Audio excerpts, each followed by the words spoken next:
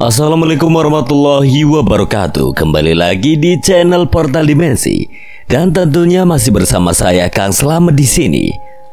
Kali ini Kang Slamet akan menceritakan sebuah kisah yang berjudul Doro Ayu Sengkolo, petualangan Kodam pendamping sang pemabuk.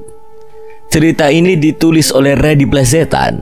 Dan sebelum kita masuk ke ceritanya, buat kalian yang belum subscribe channel ini, tekan tombol subscribe-nya terlebih dahulu dan tekan tombol notifikasinya agar kalian tidak ketinggalan cerita terbaru dari Portal Dimensi. Dan jangan lupa follow Instagram Portal Dimensi juga. Gak usah berlama-lama lagi, langsung saja kita masuk ke ceritanya. Doro Ayu Sengkolo.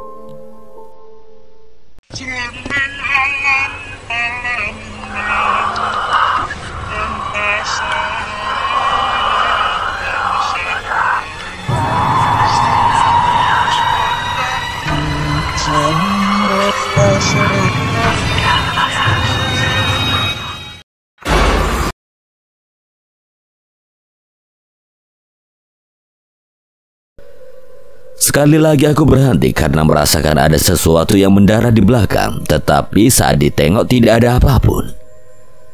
Kadangkala suara langkahku seperti diikuti suatu langkah kaki besar, sehingga tanah yang aku pijaki seperti bergetar. Kali ini suara hentakan terdengar lebih kencang, kira-kira hanya berjarak beberapa jengkal. Apa itu? Aku langsung menoleh, nafas memburu, jantung dipacu kencang. Apalagi ini? Aku gemetar tidak karuan, bahkan aku tidak bisa merasakan kaki yang menopang tubuh. Seolah mati rasa, sekelebat bayangan kembali hadir bebarengan dengan suara tawa melengking. Aku tidak memperdulikan suara tawa yang kini mengikuti. Kaki yang lemas aku paksakan berlari sejauh mungkin, berharap terlepas dari kejaran sosok tak kasat mata itu. Pasti dia yang ngikutin. Tak terasa 1 jam lamanya berlari hingga kini semakin masuk ke dalam hutan. Aku berhenti sejenak setelah tidak mendengar suara-suara mengerikan di belakang. Namun kini lengan dan kaki terasa perih karena tergores tumbuhan berduri tajam. Hamparan tanah luas, tidak ada pepohonan yang mempersempit jalan. Aku segera menghela nafas lega, kemudian duduk meneguk sebotol air yang masih tersedia. Mataku berpencar kemana saja mencari petunjuk tempat batu itu bersemayam. Pohon beringin berakar gantung, bongkahan batu besar. Apa itu tempatnya? Aku memicing ketika tidak sengaja menangkap satu objek yang sama persis dengan petunjuk Om Jais. Kira-kira berjarak 300 meter dari tempatku terduduk, sebuah batu berukuran besar ditumpangi pohon beringin tua berakar gantung. Lelah yang terasa seketika sirna. Alhamdulillah. Sebotol air tidak habis diminum, segera aku masukkan kembali ke dalam tas. Aku berlari, kejar-kejaran dengan waktu yang menuju sore. Aku berkecak pinggang lalu menghembuskan nafas dalam-dalam ketika sampai tepat di hadapan pohon beringin tersebut. Batangnya yang besar, daunnya yang rimbun, serta akar menggantung bagai tirai yang harus disibak. Benar yang ini. Tapi aku kembali dibuat penasaran setelah mengetahui sekeliling pohon tersebut dipenuhi sesajen. Ada yang tampak kering, sepertinya lama ditinggal, ada juga yang masih baru. Berbagai macam bentuk sesajen ada di hadapanku, bakul berisi kembang 7 rupa. Kemudian lauk pauk, kemenyan, serta dupa yang berserakan. Siapa yang menaruh sesajen sebanyak ini? Padahal kampung ini kayak nggak terjamah manusia.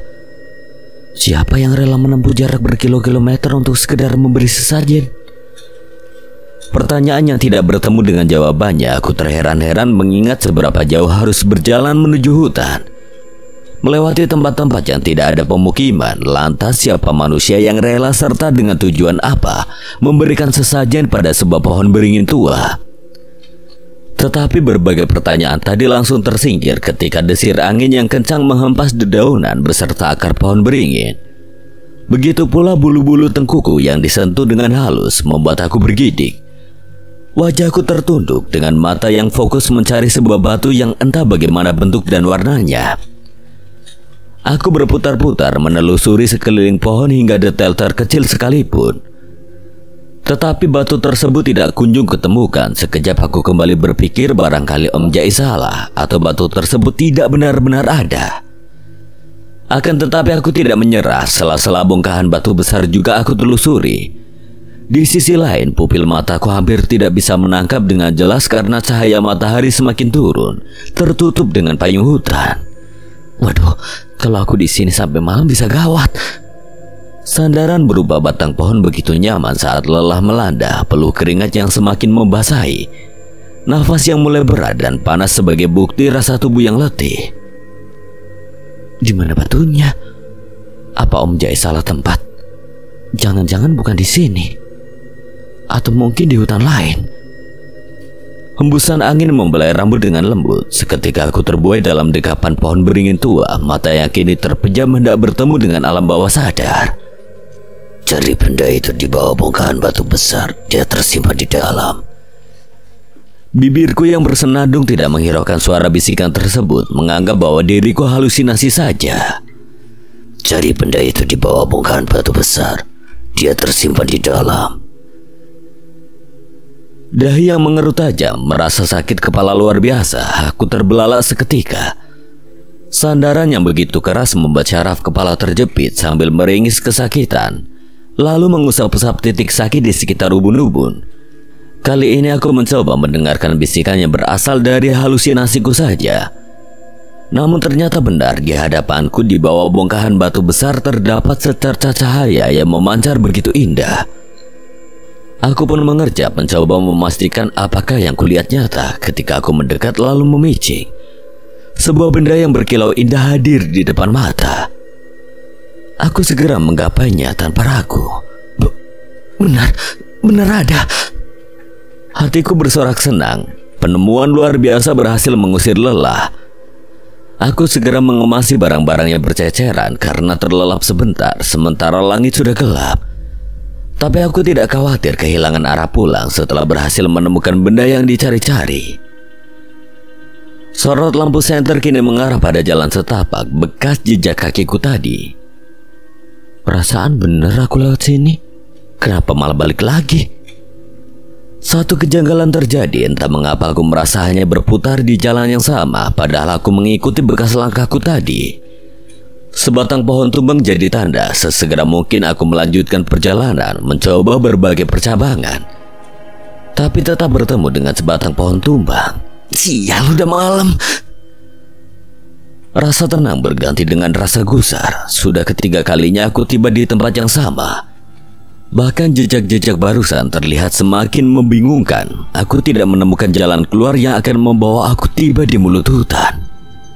Di sisi lain, suara-suara aneh kembali berdatangan. Entah teriakan lutung, nyanyian burung kadasi, tawa melengking, bahkan hentakan kaki kembali mengikuti setiap langkahku. Rasanya hanya mondar-mandir berputar-putar di tempat yang sama. Aku seperti terkurung dalam labirin tidak berujung, hingga benar-benar kehilangan arah. Gimana kalau terjebak di sini? Serem. Dibarengi isak tangis yang terdengar lirih, aku tersungkur di atas tumpukan daun kering sebagai alas. Sialan, kalau gini caranya mending gak usah kuturuti permintaan Om Jais.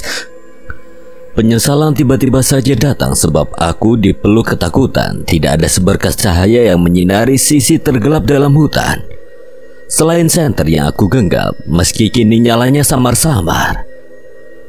Suara-suara menyeramkan terus mengikutiku, hanya jangkrik yang terdengar normal. Sedangkan yang lain, entahlah mereka itu benar hewan atau makhluk tak kasat mata. Ketika lelah sedikit terobati, dari kejauhan terlihat objek yang kontras dengan keadaan sekitar. Berambut putih yang digulung kebaya kembang warna-warni dan kain sinjang di atas mata kaki. Seseorang dari kejauhan tertatih-tatih menggendong seonggok kayu yang ditopang oleh punggung. Aku pun bangkit menghampiri. Ia sudah terkapar lesu karena tersandung batu. Ternyata seorang wanita tua. Wajahnya keriput, matanya sayu. Gigi-giginya kuning yang tinggal beberapa biji menjadi ciri khasnya. Astagfirullah, Nek. Sebuah selendang yang masih mengikat kayu pada punggung wanita tua tersebut segera aku lepas. Ia terbaring mengambil nafas sebanyak-banyaknya, Setelah merasa leluasa, hatiku tersentuh melihat kondisi yang memprihatinkan. Nek, kenapa cari kayu sampai tengah malam? Apalagi ini udah malam loh. Air, apa kamu punya air? Aku segera mengeluarkan sebotol air yang tersisa, kemudian memberikannya. Meski tinggal sedikit, tapi aku rasa aku tidak perlu asal bisa keluar dari hutan. Silakan diminum, Nek. Tangan wanita tua berangsur menerima uluranku. Ia sangat kehausan sehingga menengguk air secara brutal. Kebaya tipis yang ia kenakan tampak basah terkena cucuran air. Namun aku merasa senang bisa membantu. Pelan-pelan aja, Nek. Ia mengusap jari-jariku dengan kulit keriputnya, kemudian menyeringnya menampakkan gigi-gigi kuning. Terima kasih, Nak. Kenapa kamu di hutan malam-malam? Ia berbalik tanya. Ia mengindahkan rasa penasaranku barusan. Senyum simpul tertampil. Entah mengapa aku merasa merinding. Tadi ingin mencari sesuatu aja, Nek. Tapi udah ketemu. Nenek sendiri kenapa mencari kayu sampai tengah malam? Tidak ada yang membantu nenek di rumah. Sanak saudara jauh, mereka merantau. Nenek tinggal sendiri. Apa-apa harus dikerjakan sendiri. Nyeri bersarang pada ulu hati seketika aku teringat kedua orang tua serta adik-adikku dahulu kala. Malang sekali nasib nenek ini. Tidak habis pikir mengapa tega sanak saudara meninggalkannya dengan usia yang senja. Rumah nenek jauh. Sepertinya nggak ada pemukiman di sekitar sini. Apa nenek memang bukan dari sini? Wajahnya terdongak sehingga aku bisa melihatnya secara detail. Kulit-kulit yang keriput dan kering, mata sayu sedikit menghitam, ditambah lagi rambut yang tampak kusut. Sepertinya ia sudah tidak punya waktu untuk sekedar merawat diri, sementara tinggal sebatang kara. Lalu harus mengurus seluruh pekerjaan rumah. Ia menunjuk dengan jari yang bergetar. Aku menoleh mengikuti kemana isyarat tangannya mengarah. Rumah nenek di sana nggak jauh dari hutan. Terdengar janggal padahal aku ingat betul sedari tadi melintas di sekitar sana. Tetapi tidak menemukan sebuah pemukiman yang terdapat penduduk. Nenek tinggal di sebelah sana? Iya, nenek lupa-lupa ingat karena sudah malam. Ia mengerutkan dahi, tanda berpikir keras. Aku pun memaklumi. Seperti Ki Wiryo, usia yang senja memang rawan lupa. Untungnya wanita tua ini bertemu denganku sehingga bisa membantunya tiba di rumah. Tangis terdengar memilukan dari seseorang di sampingku, tetapi ia sedang merintih kesakitan sambil memijat kakinya yang ternyata tergores. Mungkin karena tumbuhan berduri tajam. Astaga, Nek. Aku bangkit mencari sesuatu yang bisa digunakan untuk mengikat luka. Nek, ada selai kain. Kayu ini biar saya yang bawa, nenek mengarahkan saja. Aku segera menawarkan diri setelah melihat kondisi wanita tua tersebut tidak memungkinkan untuk berjalan jauh, apalagi tanpa penerangan. Akhirnya ia menyetujui sambil jalan tertati-tati. Aku segera mengambil alih seonggok kayu yang berat seraya menuntun berjalan. Sialnya sorot lampu senter yang aku genggam semakin redup. Lupa isi baterai. Gimana caraku pulang? Aku bergumam lalu memukul-mukul benda yang berharap menyala terang. Sementara itu wanita tua tadi berjalan di belakang, mengikuti langkahku pergi. Hutan semakin gelap memeluk ketakutanku. Berulang kali keringat dingin mengaliri tengkuk yang terasa sejuk. Hawa yang bercampur membuat tubuhku semakin tidak karuan. Lelah, takut, khawatir menjadi satu. Kami masih terus berjalan maju tanpa aba-aba harus berbelok kemana. Akan tetapi aku malah merasa semakin dibawa masuk ke dalam hutan. Tumbuhan berduri tajam kembali dilewati. Yang benar saja, masa lewat sini lagi? Nenek baik-baik aja kan? Tanpa menoleh ke belakang, rasanya aku masih bisa mendengar suara langkah yang mengikuti. Kembali aku dengar batuk dengan suara parau. Iya, terus lurus saja. Aku berusaha percaya dan tetap tenang.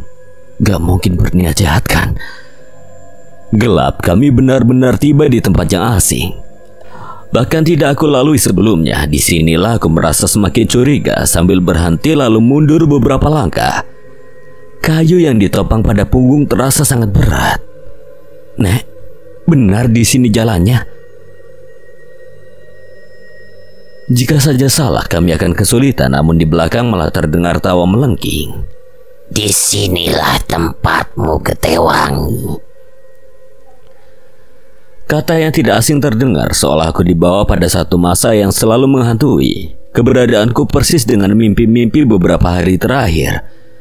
Hamparan pepohonan menjulang tinggi, angin yang berdesir kencang. Diriku benar-benar berada di tengah hutan, gelap dan mencekam, bersama dengan suara-suara ganjil yang kian menyurutkan nyali. Apalagi tawa melengking seseorang di belakang mampu membangkitkan rasa takutku.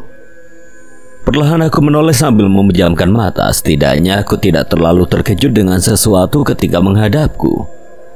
Ketika mata ini terbuka menjadi celah kecil, tampak nenek tua menunduk, bahunya naik turun karena terus tertawa. Mau kemana, darah segar? Kilas balik yang mengerikan, tetapi bukan mimpi sekarang. Aku benar-benar tiba pada sebuah kenyataan di hadapanku. Sesosok renta bertubuh bungkuk berdiri dengan sorot mata yang tajam. Dan aku ingat apa yang akan terjadi selanjutnya. Percuma hendak beranjak, tapi rasanya sosok itu menahan. Ia mencengkeram erat tanganku, tatapannya yang tajam seolah ingin menerkam. Tampak lebih mengerikan, bola mata yang hampir lepas dari tengkoraknya, kemudian sudut bibir yang melebar. Ia tersenyum sambil berkata, Mau kemana? Takdirmu sudah digariskan di sini. Selamanya kamu akan menjadi abdi yang setia. Ia berubah menjadi sosok yang lebih mengerikan meski sudah sering datang dalam alam bawah sadar. Namun ternyata lebih mengguncang nyali ketika tampak secara langsung. Tubuh yang bungkuk perlahan tegak, matanya semakin melotot, rambut yang digulung rapi kini terjurai. Jari-jarinya panjang dengan kuku hitam tajam. Ia mencengkeram kedua bahuku. Buruk rupa, wajahnya begitu buruk dengan borok yang mengeluarkan bau tidak sedap. Aku merasa mual seolah isi perutku hendak keluar seluruhnya. Tetapi aku tidak bisa berteriak atau berlari. Ia mengambil kendali tubuhku. Takdirmu sudah terikat dengan Doro Ayu Sengkolo. Kamu akan menjadi bunga kematian. Cengkeraman yang semakin kuat ia berikan sampai-sampai pakaiannya aku kenakan berhasil ditembus oleh kuku hitam tajam. Ia tertawa makin puas tapi terdengar nyaring. Rasanya gendang telingaku hampir jebol mendengar tawa yang tidak henti merajai hutan. Getewangi. Rasanya diri ini ingin tumbang begitu saja, kemudian bangun ketika pagi.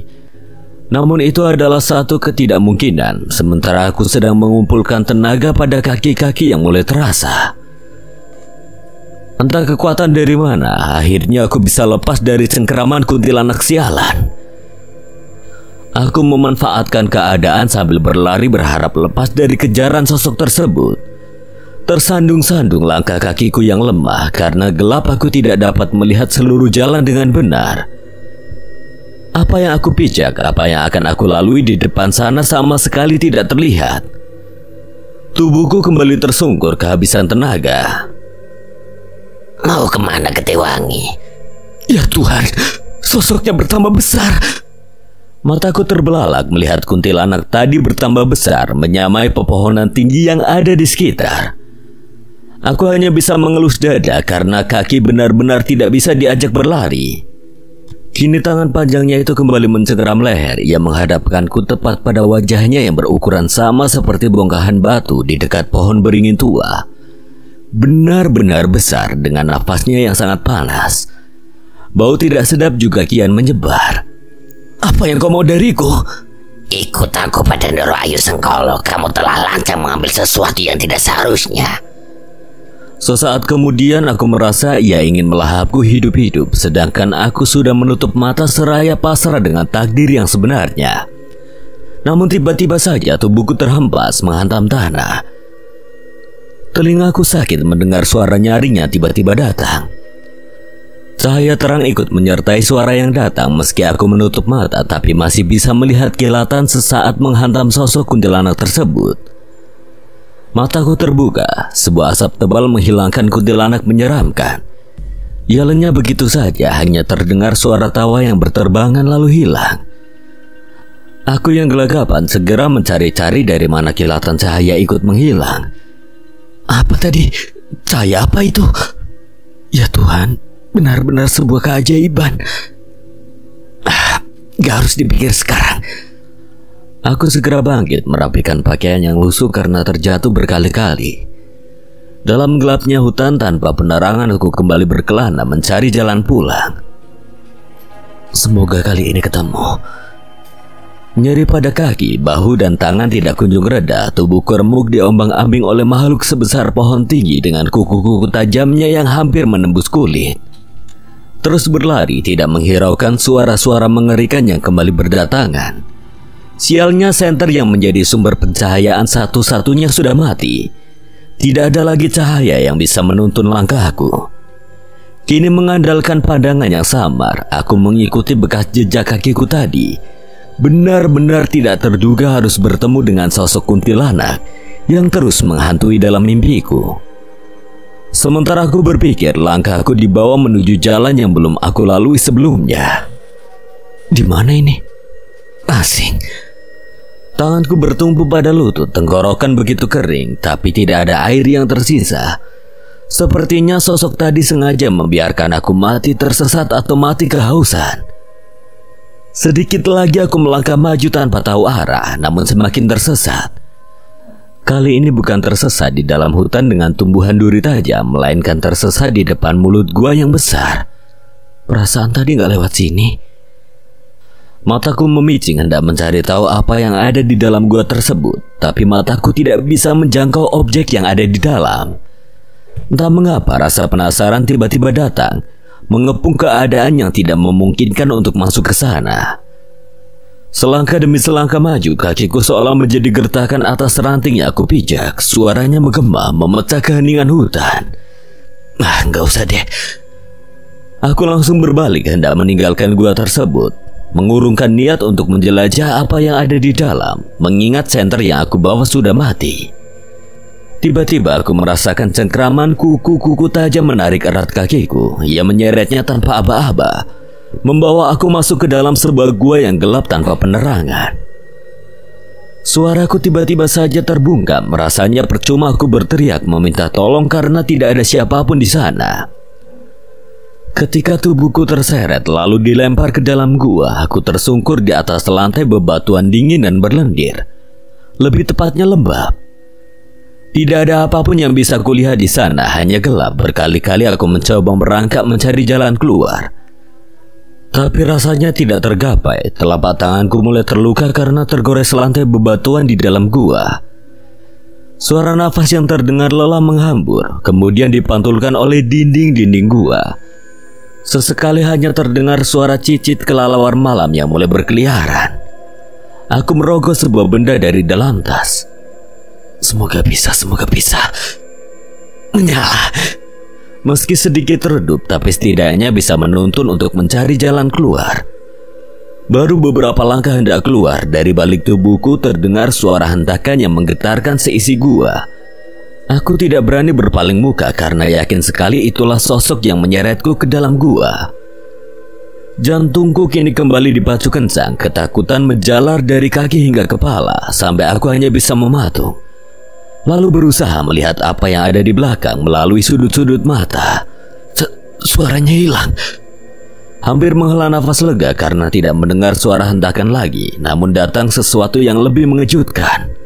Getih wangi.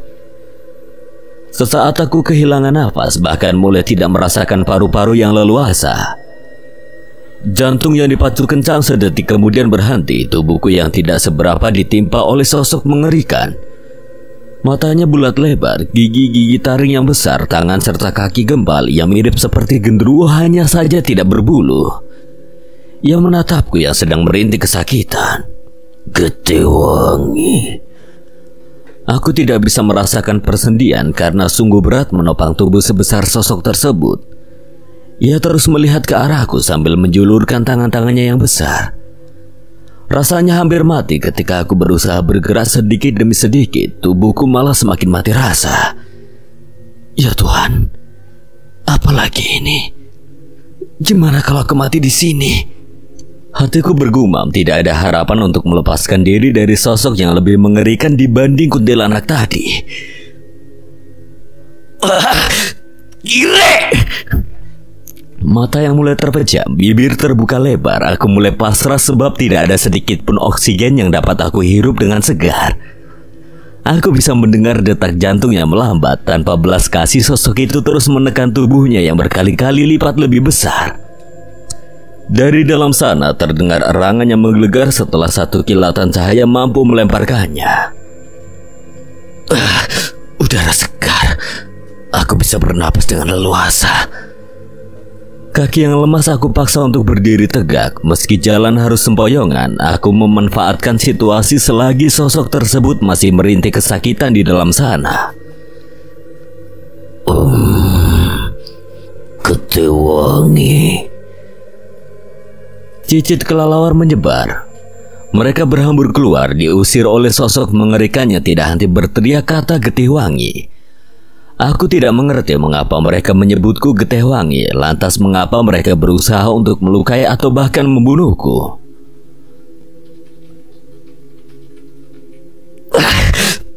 Kurang ajar. Kakiku sakit. Hutan masih gelap sementara senter yang aku simpan terjatuh di dalam gua. Aku tidak sempat kembali untuk mengambilnya. Kenapa mereka terus mengincar? Setengah berlari dengan nafas tersengal-sengal, aku bisa mendengar kembali tawa melengking yang seolah mengikuti setiap langkahku pergi. Sama sekali tidak ada cahaya yang menembus kegelapan hutan. Di atasku langit yang gelap tidak begitu tampak sinar rembulan. Apalagi bintang. Pepohonan tinggi menjulang dengan rimbun dedaunan berhasil menutupi luasnya langit. Aku berhenti sesaat karena masih letih. Perbatasan. Mata yang memicing segera menangkap sebuah perbatasan yang dibuat oleh alam. Tumbuhan berduri dengan semak-semak yang tinggi, kemudian hamparan tanah luas yang jarang ditumbuhi pepohonan tinggi. Di sanalah mulut hutan berada. Rasanya tenagaku pulih kembali setelah menemukan jalan untuk keluar. Kutoleh sesuatu yang kembali mengikuti di belakang, suara hentakan, tapi tidak ada apapun di sana. Syukurlah. Kakiku penuh luka tapi tidak menjadi masalah selama tidak menghambat untuk berjalan. Terburu-buru aku merasa dikejar sesuatu sampai akhirnya memberanikan diri menerabas tumbuhan berduri tajam. Merelakan beberapa kulit yang masih bersih untuk digoresi duri-duri yang menjalar. Sorot lampu senter mulai mengarah padaku. Aku yakin betul ini berasal dari Om Jais yang masih menunggu. Beberapa semakku sibak sehingga tampak sebuah hutan karet di depan sana. Om Jais! Air mata tidak terbendung sementara Om Jais menatapku sambil melongo. Ia tidak memberikan reaksi apapun selain terkejut melihat kondisiku yang babak belur. Kamu kenapa? Kok banyak yang luka gini? Aku menggeleng saja, tidak ingin Om Jais tahu apa yang aku lalui di sana. Sebuah hutan yang menyimpan banyak keganjilan. Terbesit di pikiranku sebuah jawaban mengapa tidak banyak orang yang datang untuk menjamah tempat tersebut. Alasannya mungkin saja karena tahu apa yang ada di dalamnya. Makhluk-makhluk mengerikan yang tidak pernah terbayang sampai suara-suara hewan asing. Lalu siapa yang rela datang untuk memberikan sesajen di pohon beringin tua? Aku termenung setelah keluar dari hutan, sedangkan Om Jais sedang merawat beberapa luka yang harus ditutup. Ia juga memberikan sebotol air yang tersisa karena melihat wajahku yang sudah pucat dengan bibir kering. Apa kamu berhasil menemukan batu itu? Tiba-tiba saja pertanyaan Om Jais membuyarkan lamunanku. Ketemu Om. Ia segera beranjak, wajahnya sumringah kemudian menepuk-nepuk pundaku. Hebat, Om janji bakal tambahin upah kamu. Jujur saja aku tidak sempat memikirkan upahku, bersyukur karena bisa selamat dari kejadian-kejadian tidak masuk akal di dalam sana. Wajah yang masam terpaksa harus tersenyum getir. Aku bangkit dari duduk. Iya, terima kasih Om. Ini batu yang dicari oleh Om. Mata Om Jais berbinar. Ia menerima batu tersebut kemudian memandanginya. Cantik sekali. Berarti pohon beringin tua itu benar-benar ada. Ada. Gila, sungguh gila. Ayo pulang. Om bakal pesta besar. Om Jais mendahului tanpa menghiraukan aku yang masih mematung di sana. Tengkuku terasa sejuk, merasa sesuatu memanggil-manggil dari dalam hutan. Sesosok kuntilanak yang menyeringai melambai-lambai, gumam bibirnya seolah menginginkan aku kembali ke sana. Om Jais, tunggu. Malam begitu dingin, tidak seperti biasanya. Di tengah kepulan asap putih yang keluar dari mulut Mbah Mukhtar mengisyaratkan sebuah kekhawatiran. Kami hanya saling pandang tanpa bisa menebak isi pikiran masing-masing. Sementara itu Mbah Gendir termenung menggenggam pundakku. Sentuhan tangan Mbah Gendir terasa hangat sehingga dapat mengusir sedikit rasa dingin yang menusuk tulang. Masuklah ke dalam hutan tapi dengan satu syarat. Apa, Mbah? Saat kakimu melangkah masuk, jangan tinggalkan tikir. Selalu ucap itu meski banyak yang mengganggu. Satu lagi, jangan hiraukan suara-suara yang berusaha menggoyahkan imanmu. Hanya dengan cara itu kamu bisa selamat. Baik, Mbah. Kalau gitu, apa boleh kami berangkat sekarang? Dengan santai Mbah Mukhtar menuding sebuah gelang pemberian Mbah Reso yang masih terikat pada pergelangan tangan kiri. Apa kamu sudah tahu fungsi gelang itu? Pandanganku langsung tertuju pada gelang tersebut sambil memutar tangan, mencari jawaban tentang fungsi gelang yang diberikan oleh Mbah Reso. Aku menggeleng mantap. Saya tidak tahu. Sebenarnya itu bukan gelang biasa, Arya. Bukan gelang biasa? Iya, gelang yang diberikan padamu sebagai genggaman. Dia menyimpan energi yang dahsyat. Gelang ini bakal menyerang apa saja yang hendak melukaimu. Bentuknya berupa kilatan cahaya yang akan menjadi tombak atau sejenisnya.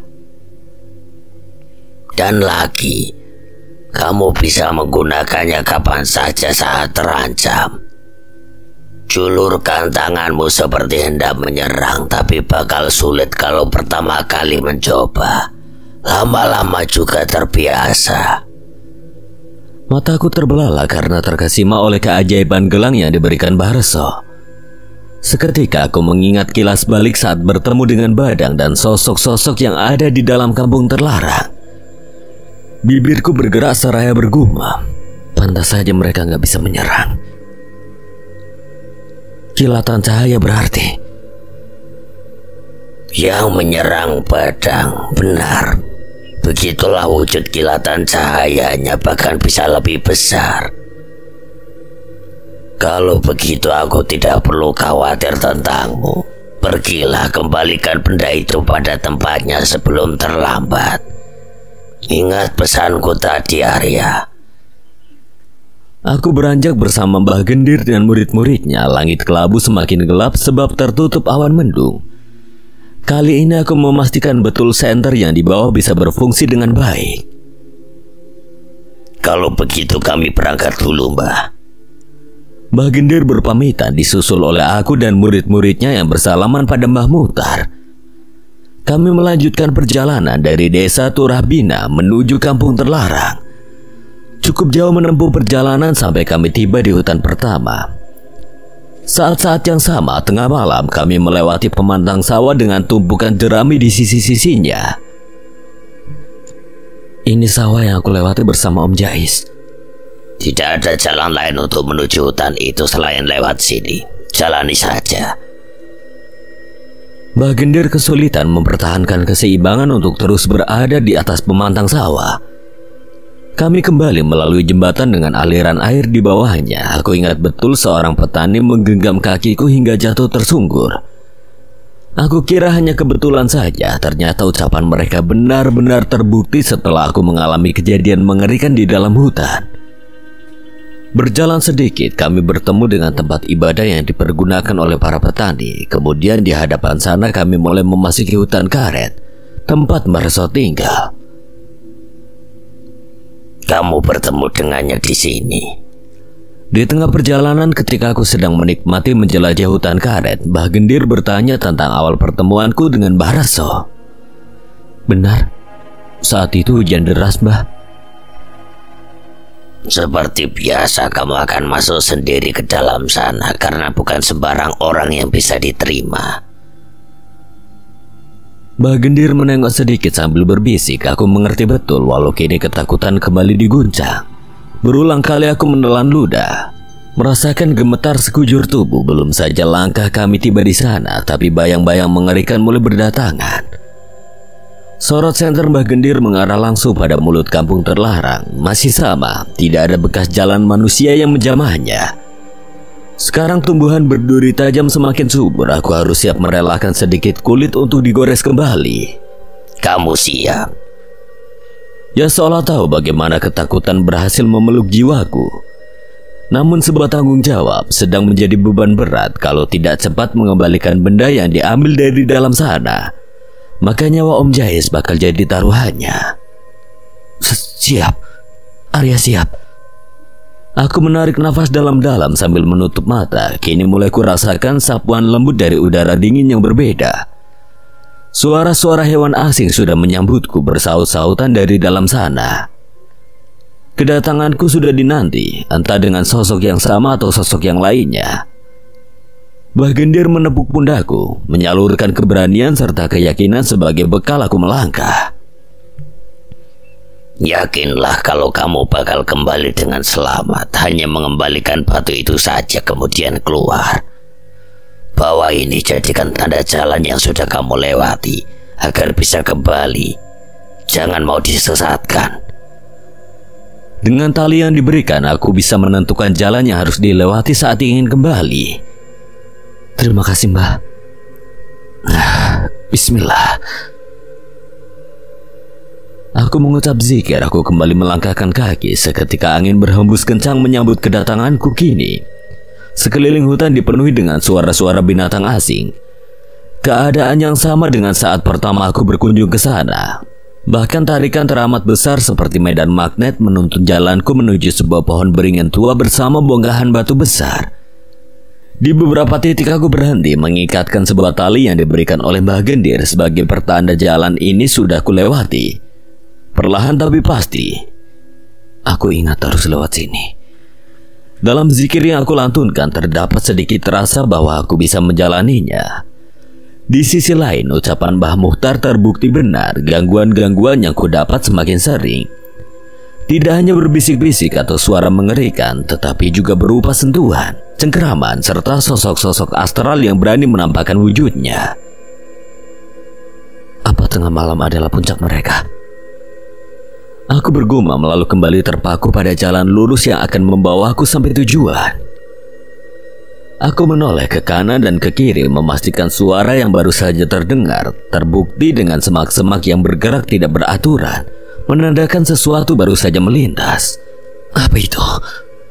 Sudut-sudut mataku menangkap sosok mengerikan yang baru saja mendarat dari pohon mahoni di belakang. Aku berusaha tegar meski sesekali berhenti karena ketakutan. Dengkur nafas kasar terdengar begitu jelas, terasa sangat panas ketika hembusannya menghambur melalui bawah dagu. Tepat di belakang aku yakin betul sosok mengerikan berdiri mengikuti. Ingin rasanya menoleh ke belakang saat kuku-kuku hitam tajam menggenggam erat pundakku yang kaku.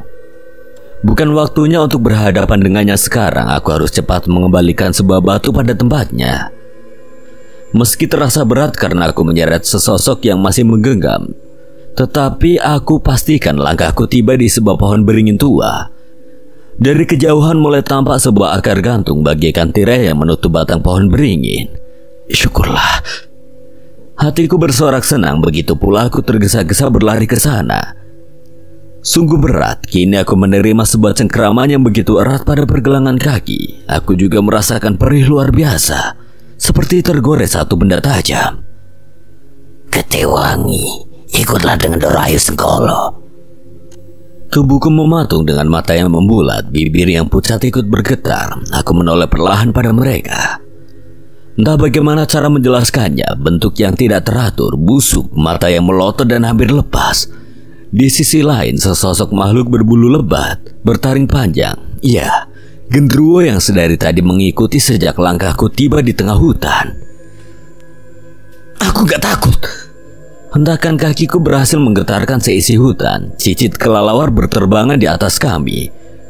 Dua makhluk yang berbeda alam. Aku menjulurkan tangan, sebuah gelang bermanik bundar kini menyala dengan terang. Tiba-tiba saja aku bisa merasakan aliran energi yang berkumpul. Kemudian bertumbuh pada telapak tangan kiri, sementara sosok-sosok tadi perlahan menjauh. Terang cahaya gelang tersebut mungkin sama seperti terangnya matahari siang sehingga mereka berteriak kepanasan. Jangan halangi jalanku! Gertakan keluar dari bibir seorang lelaki yang merasa tidak tertandingi sekarang. Secepat itu aku bisa mengendalikan kekuatan gelang tersebut. Setelah mereka meronta kesakitan, tiba-tiba saja menghilang, menjelma menjadi kepulan asap putih. Mataku terkesima melihatnya. Wah, hebat betul ini gelang. Masih banyak tumpukan sesajen, ada juga yang masih baru. Aku mengira-ngira sesajen tersebut diletakkan sore tadi karena wujudnya masih utuh. Namun sekali lagi yang menjadi pertanyaanku, dari mana orang-orang ini masuk? Padahal mulut hutan masih tertutup rapat oleh tumbuhan berduri tajam. Terlebih tidak ada jejak kaki lain sebelum aku datang. Pikiranku terbang sampai lupa dengan tujuanku sekarang. Ya, mengembalikan sebuah batu pada tempatnya. Kilauan batu yang indah seolah memancar terang. Entah apa khasiat batu tersebut sampai Om Jais begitu menginginkannya. Tetapi memang bukan hak Om Jais mengambil sesuatu yang tidak bertuan. Ditambah lagi batu tersebut bersemayam di dalam kampung terlarang yang aku yakini dihuni banyak sosok menakutkan. Aku berjongkok memandangi sesajen dengan dupa yang masih menyala. Baunya sangat harum. Tapi tak baik jika dihirup terlalu lama. Maaf sudah mengambilmu tanpa izin. Aku kembalikan di sini. Ya. Bebanku hilang separuh. Rasanya lega. Apakah aku berhasil menyelamatkan nyawa Om Jais? Akhirnya. Seluruh hutan gelap aku dikepung berbagai perasaan tidak mengenakan. Setelah aku sadari ternyata hutan tersebut menyerap sedikit demi sedikit energi yang tersimpan. Nyaring nyanyian burung kedasi sangat lekat, hampir menjadi teman perjalanan sejak aku masuk ke dalam. Tak mengerti mengapa ia selalu mengikuti ataukah menjadi satu pertanda. Saat aku berbalik hendak kembali, sesuatu kembali mengejutkan. Mereka memang gemar datang dari belakang. Tirai-tirai akar menggantung bergoyang, dedaunannya juga melayang-layang. Sesuatu turun dari atas sana, meski aku tidak tahu bagaimana bentuk dan rupanya. Sengaja tidak aku hiraukan agar ia merasa aku bukan tandingannya, namun sebuah cakaran berhasil menyayat punggung. Suaraku keluar dengan lantang, sakit luar biasa kini aku rasakan. Berkali-kali lipat lebih perih dibandingkan tergores dengan tumbuhan berduri tajam. Aku pun melempar wajah. Sosok kuntilanak bertubuh besar berdiri menjulurkan lidahnya yang panjang. Aku berjanji tidak akan lari kali ini. Dengan sigap kami berhadapan. Ia terus menjulurkan lidahnya. Rambutnya yang panjang terjuntai ke tanah. Ia bergelantungan pada pohon beringin tua. Kamu lagi. Apa maumu? Aku menantang, menyentaknya tanpa takut. Dan kini ia melotot padaku. Garis bibirnya yang menyentuh daun telinga tampak mengerikan. Ketemu lagi Ketiwangi. Apa maumu? Kenapa kamu terus mengikutiku? Sebuah alunan angin merdu membelai telingaku, menerbangkan rambut-rambut panjangku yang menutup sebagian wajah. Sebenarnya aku menahan mual melihat wajahnya yang hancur dan busuk. Ingin tahu kenapa aku terus mengikutimu Ketiwangi? Rematan tangan kulakukan karena muak mendengar sebuah kata Ketiwangi tanpa tahu arti yang dimaksud. Katakan saja, aku tidak peduli. Tawa kuntilanak itu menggelegar ke seluruh penjuru hutan. Lagi dan lagi, beberapa kelelawar berterbangan sebab merasa terusik dengan bising yang ditimbulkan. Kamu telah mengambil sesuatu yang bukan menjadi hakmu. Maka ikutlah aku bersama Ndorayu Sengkolo Ketewangi. Rasakan dengung yang menyakitkan. Akan aku lihat sampai kapan kamu bertahan atau menyerahkan diri pada Ndorayu Sengkolo. Suara yang entah dari mana asalnya hendak memecah kendang telinga membuatku hanya bisa meringkuk. Berusaha sebisa mungkin menutup lubang telingaku untuk menghalau suara nyaring tersebut. Meski tidak bisa masuk melalui lubang telinga, suara itu mampu membuat sakit kepala luar biasa. Ditambah lagi dengan tawa kuntilanak menjengkelkan, dengan begini aku tidak bisa memanfaatkan kekuatan dari gelang untuk melawan. Sambil mengerjap, aku mencoba menjulurkan tangan sebisa mungkin ke arahnya. Gelang tersebut menyala begitu terang. Sebuah mata tombak muncul, menusuk sosok kuntilanak di hadapanku.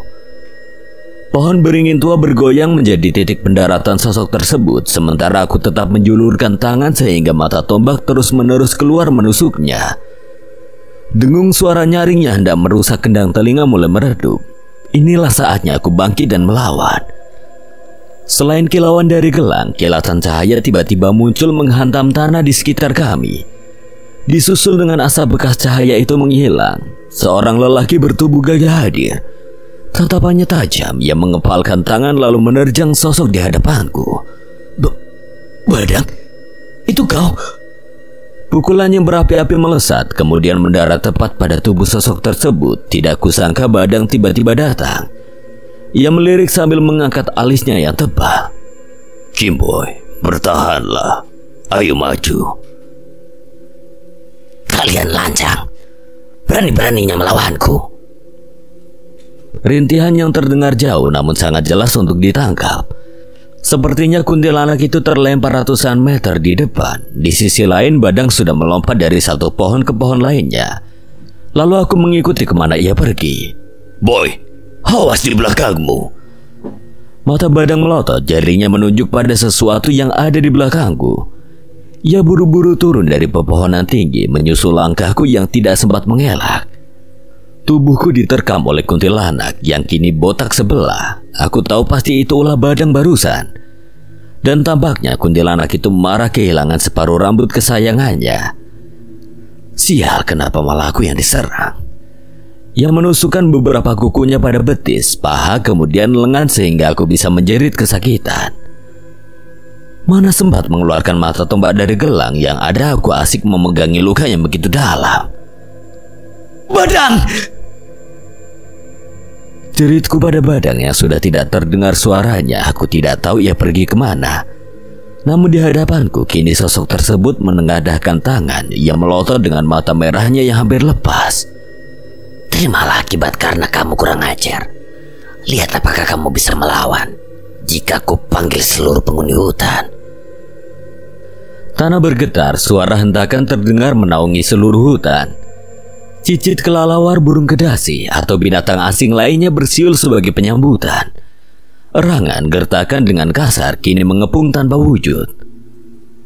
Mulutku terbuka lebar, sedetik kemudian jantungku berhenti berdetak. Penghuni hutan. Aku menoleh ke belakang, sudah berdiri beberapa bentuk sosok yang menyerupai genderuwo, bahkan seperti yang aku jumpai di gua. Gigi-gigi mereka mengertuk seolah melihatku sebagai santapan malam yang lezat. Kemana Badang? Cari temanmu ya. Temanmu pergi meninggalkanmu sendiri Ketewangi. Mereka terus berteriak demikian. Gemuruh suara langit diikuti dengan kilatan petir menyambar. Langit yang semula gelap kini dipenuhi dengan cahaya-cahaya emas kebiruan. Anehnya sosok-sosok yang mengepungku kini terdiam. Kamu gak apa-apa boy. Cepat bangun. Mereka bakal sadar beberapa detik lagi. Tiba-tiba di hadapanku Badang dengan mata terang. Seketika ku sadari tiap langkahnya seirama dengan kilatan petir menyambar. Itu kekuatan dia. Aku tertegun sejenak memandang Badang yang menyerang mereka dengan tangan kosong. Mana lawanku? Kemari satu persatu. Kata siapa mereka akan melawan satu persatu. Serentak sosok-sosok bertubuh gempal dengan taring panjang itu mencengkeram seluruh sisi tubuhku yang tidak sebanding dengan mereka. Mulut-mulut lebar mengeluarkan bau tak sedap. Mereka berebut untuk melumat seorang manusia kecil sepertiku. Badang berpaling sejenak melihat mata tombak cahaya yang menghunus tubuh mereka. Bagus, lanjutkan boy. Teruskan, jangan pedulikan aku. Badang terlempar sangat jauh, kemudian terdengar suara dentuman setelahnya. Sedangkan aku tidak bisa berpindah tempat sekarang. Aku harus mengurus beberapa makhluk bertubuh gempal yang tidak henti-hentinya mencengkeram. Akan tetapi sosok-sosok lain mulai menghilang. Sepertinya energi kuntilanak tersebut melemah. Kian datangnya suara ayam jantan yang berkokok. Aku tahu. Mata-mata besar nan merah ku injak. Mereka tidak berkutik selain mengandalkan tangan besarnya untuk menggapai aku yang lincah. Sialan, kuntilanak itu hilang. Kemana dia? Pandanganku berpencar kemana saja. Hutan masih gelap meski kilatan cahaya di atas masih tersisa. Aku tidak menemukan Badang di mana-mana dan sosok kuntilanak tersebut tiba-tiba hilang. Saat aku lengah, suara serak nan berat tertawa lepas. Mereka berhasil menarik tubuhku selagi aku tidak memasang kuda-kuda. Mereka menyeret, lalu tubuhku dilayangkan, dihantam pada batu-batu besar di sekitar sana. Kami pikir kekuatanmu besar. Ternyata kau hanya manusia kecil yang berlagak berani. Hajar terus dia sampai mati, lalu persembahkan pada Ndoro Ayu Sengkolo. Pandanganku mulai samar, tidak bisa lagi merasakan helaan nafas lega karena tekanan yang mereka berikan begitu dahsyat. Begitu pula bau anyir darah mengaliri pelipis hidung, kemudian memuntahkan darah terakhir saat dadaku menghantam tajamnya bongkahan batu di dekat beringin tua. Mereka membiarkan tubuhku terkapar karena mengira tidak akan lama untuk bertahan. Aku juga tidak mengira bisa menahan sakit untuk waktu yang lama. Suara-suara sosok besar itu berdengung, apalagi yang akan mereka lakukan padaku. Mataku terbelalak, tapi darah tidak henti berkucur. Badang. Ia menyeret untian rambut kusut, dilemparkannya tepat di hadapan sosok-sosok besar. Kurang ajar, kalian sudah melukai tuanku. Semburan api dari tangan Badang berhasil menyingkirkan sosok-sosok tersebut. Kini mereka gelagapan melihat kuntilanak yang memanggilnya sudah terbakar hangus. Badang mendekat, langkah kakinya menimbulkan hentakan. Kalian akan berakhir sama. Bukan kami yang harus kalian takuti, tapi Ndoro Ayu Sengkolo. Sebuah asap tebal menghilang. Mereka bukan menjadi abu, namun terbang entah kemana. Tersisa kuntilanak yang tadi sudah terbakar habis. Ndoro Ayu Sengkolo, langkahmu bakal semakin berat, boy. Lawanmu adalah Ndoro Ayu Sengkolo. Matahari tidak malu-malu untuk menampakkan sinarnya kali ini dari ufuk timur, tepat menyorot tubuh Badang. Cahaya mereka sehingga membangunkan seluruh burung di hutan. Mereka terbang menyambut datangnya pagi. Dari kejauhan pula aku dapat mendengar kokok ayam jantan. Namun kini tubuhku merasa sangat lemah setelah dibanting oleh sosok-sosok bertubuh gempal. Aku mulai merasakan sesuatu mengalir dari dahi, lalu bau anyir yang keluar dari hidung. Sementara di hadapanku Badang mulai kelabakan mencoba mencari cara untuk membawaku keluar dari hutan ini. Entah bagaimana ceritanya, pandanganku yang sudah kabur berangsur gelap. Tiba-tiba saja merasakan tubuhku terangkat, dipindahkan lalu terbangun ke masa yang terlampau jauh dari sekarang. Hamparan jalannya sedikit tidak rata. Rumah-rumah warga yang tampak sederhana, lalu rumahku nyaris tidak aku kenali. Kini aku bertanya-tanya, di mana sekarang? Kenapa desa Amburingin berbeda? Keadaan di sore hari sedikit remang-remang, tapi aku masih bisa melihat beberapa warga yang berlalu lalang. Di ujung sana, salah satu warga berteriak histeris. Ia meraung-raung berguling-guling ke tanah seperti anak kecil yang tidak dituruti keinginannya. Sontak aku mendekat karena penasaran. Aku bisa merasakan tubuhku yang masih sakit, pegal, disenggol-senggol karena warga mulai berdesakan. Tapi anehnya saat aku menepuk, aku bertanya, tidak diindahkan seolah keberadaanku ini semu. Mereka sama sekali tidak menyadari suara, bahkan sentuhan yang aku berikan. Sekarang aku merasa semakin aneh, seraya membatin di mana aku terlempar. Di masa kapan, tahun berapa, kan tetapi tidak ada seseorang yang bisa menjawab kebingunganku. Di belakang desa Amburingin terdapat hutan lebat. Warga biasa menempatkan ternaknya di belakang rumah mereka. Baru kesadari salah seorang warga yang menangis histeris tadi sebab melihat ternaknya mati secara tidak wajar. Meski tidak begitu jelas, tapi aku mampu membenarkan ucapannya bahwa semua ternak nyaris mati secara tidak wajar. Di beberapa bagian tubuhnya sombel, tapi terdapat bekas gigitan besar, kemudian sayatan kuku-kuku tajam. Aku tidak bisa mengenali dari makhluk seperti apa luka-luka tersebut terjadi. Hanya saja yang menjadi keanehan bukan 1-2 warga yang mengalami, hampir semua yang memiliki hewan ternak seperti sapi, kambing, domba, ayam, angsa, dan sejenisnya unggas yang tidak terlalu kecil. Gak wajar, tapi siapa yang melakukan? Gigitannya aja besar. Seketika bau busuk menyeruak menusuk hidung. Aku tidak tahan akan gejolak perutku yang memaksa keluar. Benar saja, selain luka yang mengerikan, bau ternaknya juga busuk, seolah hewan tersebut sudah dibiarkan mati berhari-hari. Lalu setelahnya tangisan kembali pecah. Selisih beberapa rumah seorang lelaki keluar dengan mata yang sudah memerah. Yang menggenggam parang, amarahnya sudah naik ke ubun-ubun sekarang. Warga yang dari tadi berkerumun langsung menghindar. Dan ketika aku sadari, ternyata lelaki tersebut adalah Pakcik yang mendekat padaku, tepatnya pada warga yang masih berkerumun di rumah pertama. Kenapa keadaannya semakin genting? Pakcik melotot dengan matanya yang memerah. Ia melempar pertanyaan pada siapa saja, tapi tidak ada jawaban. Di belakang Pakcik terlihat Nasrul yang mencekal tangan, menghindarkan parang yang bisa melukai siapa saja. Sudah, diskusikan baik-baik. Jelas aku amat sangat terkejut dengan Pakcik yang tiba-tiba saja bersikap demikian. Meski aku tidak terlalu heran mengingat kejadian beberapa waktu ke belakang saat Pakcik menebang pohon tempat kuntilanak bersemayam.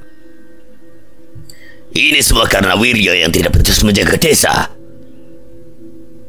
Pekik Pakcik dengan amarah yang tidak terbendung membuatku marah karena menyalahkan Ki Wiryo secara tiba-tiba. Kurang ajar, malah menyalahkan kakek. Aku bergumam seperti orang gila karena tidak ada yang menggubrisnya. Namun di hadapanku kini Pakcik semakin menjadi. Ia berjalan dengan hentakan kaki yang tegas dan aku tahu kemana ia akan pergi. Disusul dengan para warga yang penasaran melihat Pakcik. Di sisi lain mereka langsung lupa. Air mata yang hendak menetes kini kering teralihkan dengan sikap Pakcik. Tunggu, kenapa ini? Riuh suara warga dari arah berlawanan. Mereka berbondong-bondong mengikuti Pak Kades yang tiba lebih dulu di depan rumahku. Kutatap wajah mereka satu persatu, tampak dendam, kesedihan, serta rasa kecewa yang menjadi satu. Akan tetapi di hadapan mereka kini tiba Pak Kades yang siap menengahi. Lebih baik kita bicarakan dengan Ki Wiryo, tapi harus kepala dingin. Tangannya menjulur berusaha menahan Pakcik meski terkadang gemetar. Peluk keringat tidak berhenti keluar dari pelipis yang ditutupi kopiah. Pak Kades ketakutan sambil sesekali melihat parang yang digenggam Pakcik. Bicarakan baik-baik. Ini desa sudah tidak betul. Bukan satu ternak saja yang mati, tapi semua. Ia tidak gentar menubruk tubuh Pak Kades yang tidak memperkuat tumpuan kakinya, sehingga Pakcik bisa langsung menggedor rumah. Ki Wiryo, keluar kau! Amarah Pakcik membawa serta warga yang setipe dengannya. Mereka terus menyoraki rumahku supaya Ki Wiryo keluar. Sementara Pakcik sedari tadi menebaskan parangnya pada gagang pintu. Aku pun tidak senang melihat sikapnya yang seenaknya, tetapi aku tidak bisa berbuat apa-apa selain menonton. Seolah aku dikirim ke masa yang entah kapan hanya untuk melihat kilas balik tentang masalah yang berhubungan dengan yang aku lakukan sekarang. Tanganku benar-benar gatal ingin menonjok Pakcik yang serambangan. Keluar, hei Ki Wiryo, keluar! Begitulah gertakan warga terhadap Ki Wiryo. Tentu aku tahu Ki Wiryo tidak memperdulikan pekikan mereka. Malah mereka sendiri yang akan kena imbasnya karena tidak sopan datang ke rumah. Rumahku yang tampak tua itu sepertinya masih mengandung kenangan ayah dan ibuku, meski aku tidak tahu di tahun berapa aku terlempar. Tetapi bisa dibuktikan dengan Ki Wiryo dengan perawakan tubuh lebih bugar ketimbang sekarang. Ia keluar dengan pakaian sederhana, kesehariannya di rumah dengan tatapan tajam. Ki Wiryo tanpa berkata mampu meredam kekesalan Pak Cik saat itu juga. Aku benar-benar teliti melihat gerak bibir Ki Wiryo yang mengatakan bahwa desa sedang tidak baik-baik saja. Mereka diteror, diincar oleh sosok buta bernama Gendisara. Gendisara? Seperti apa wujudnya? Apa sama dengan genderuwo tanpa bulu yang ada di hutan? Entah mengapa pikiranku tertuju pada mereka, sosok-sosok bertubuh gempal serta bertaring tajam. Sesaat kerumunan warga menghilang, mereka pergi membawa serta kekesalannya. Kini menaruh harapan pada Ki Wiryo untuk menangani. Aku mengikuti Ki Wiryo ke dalam. Ia bertapa di tempat biasanya.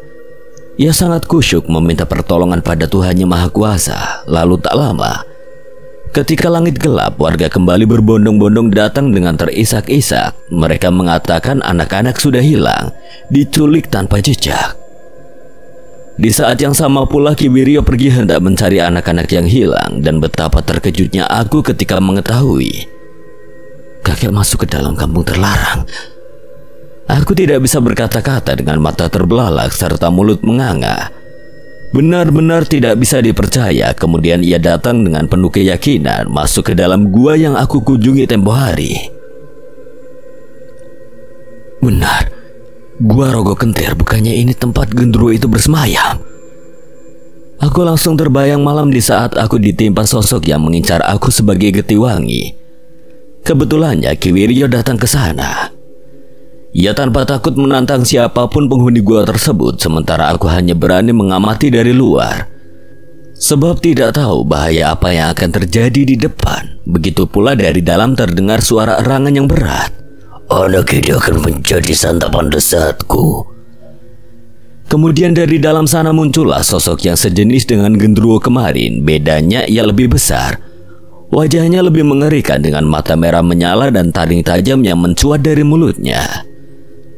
Kulihat Ki Wiryo mulai menggertak, lalu mengucap mantra-mantra yang menggoyangkan seluruh pohon di hutan, disusul dengan tanah yang bergetar serta angin yang bertiup kencang. Itu adalah ajian Ki Wiryo.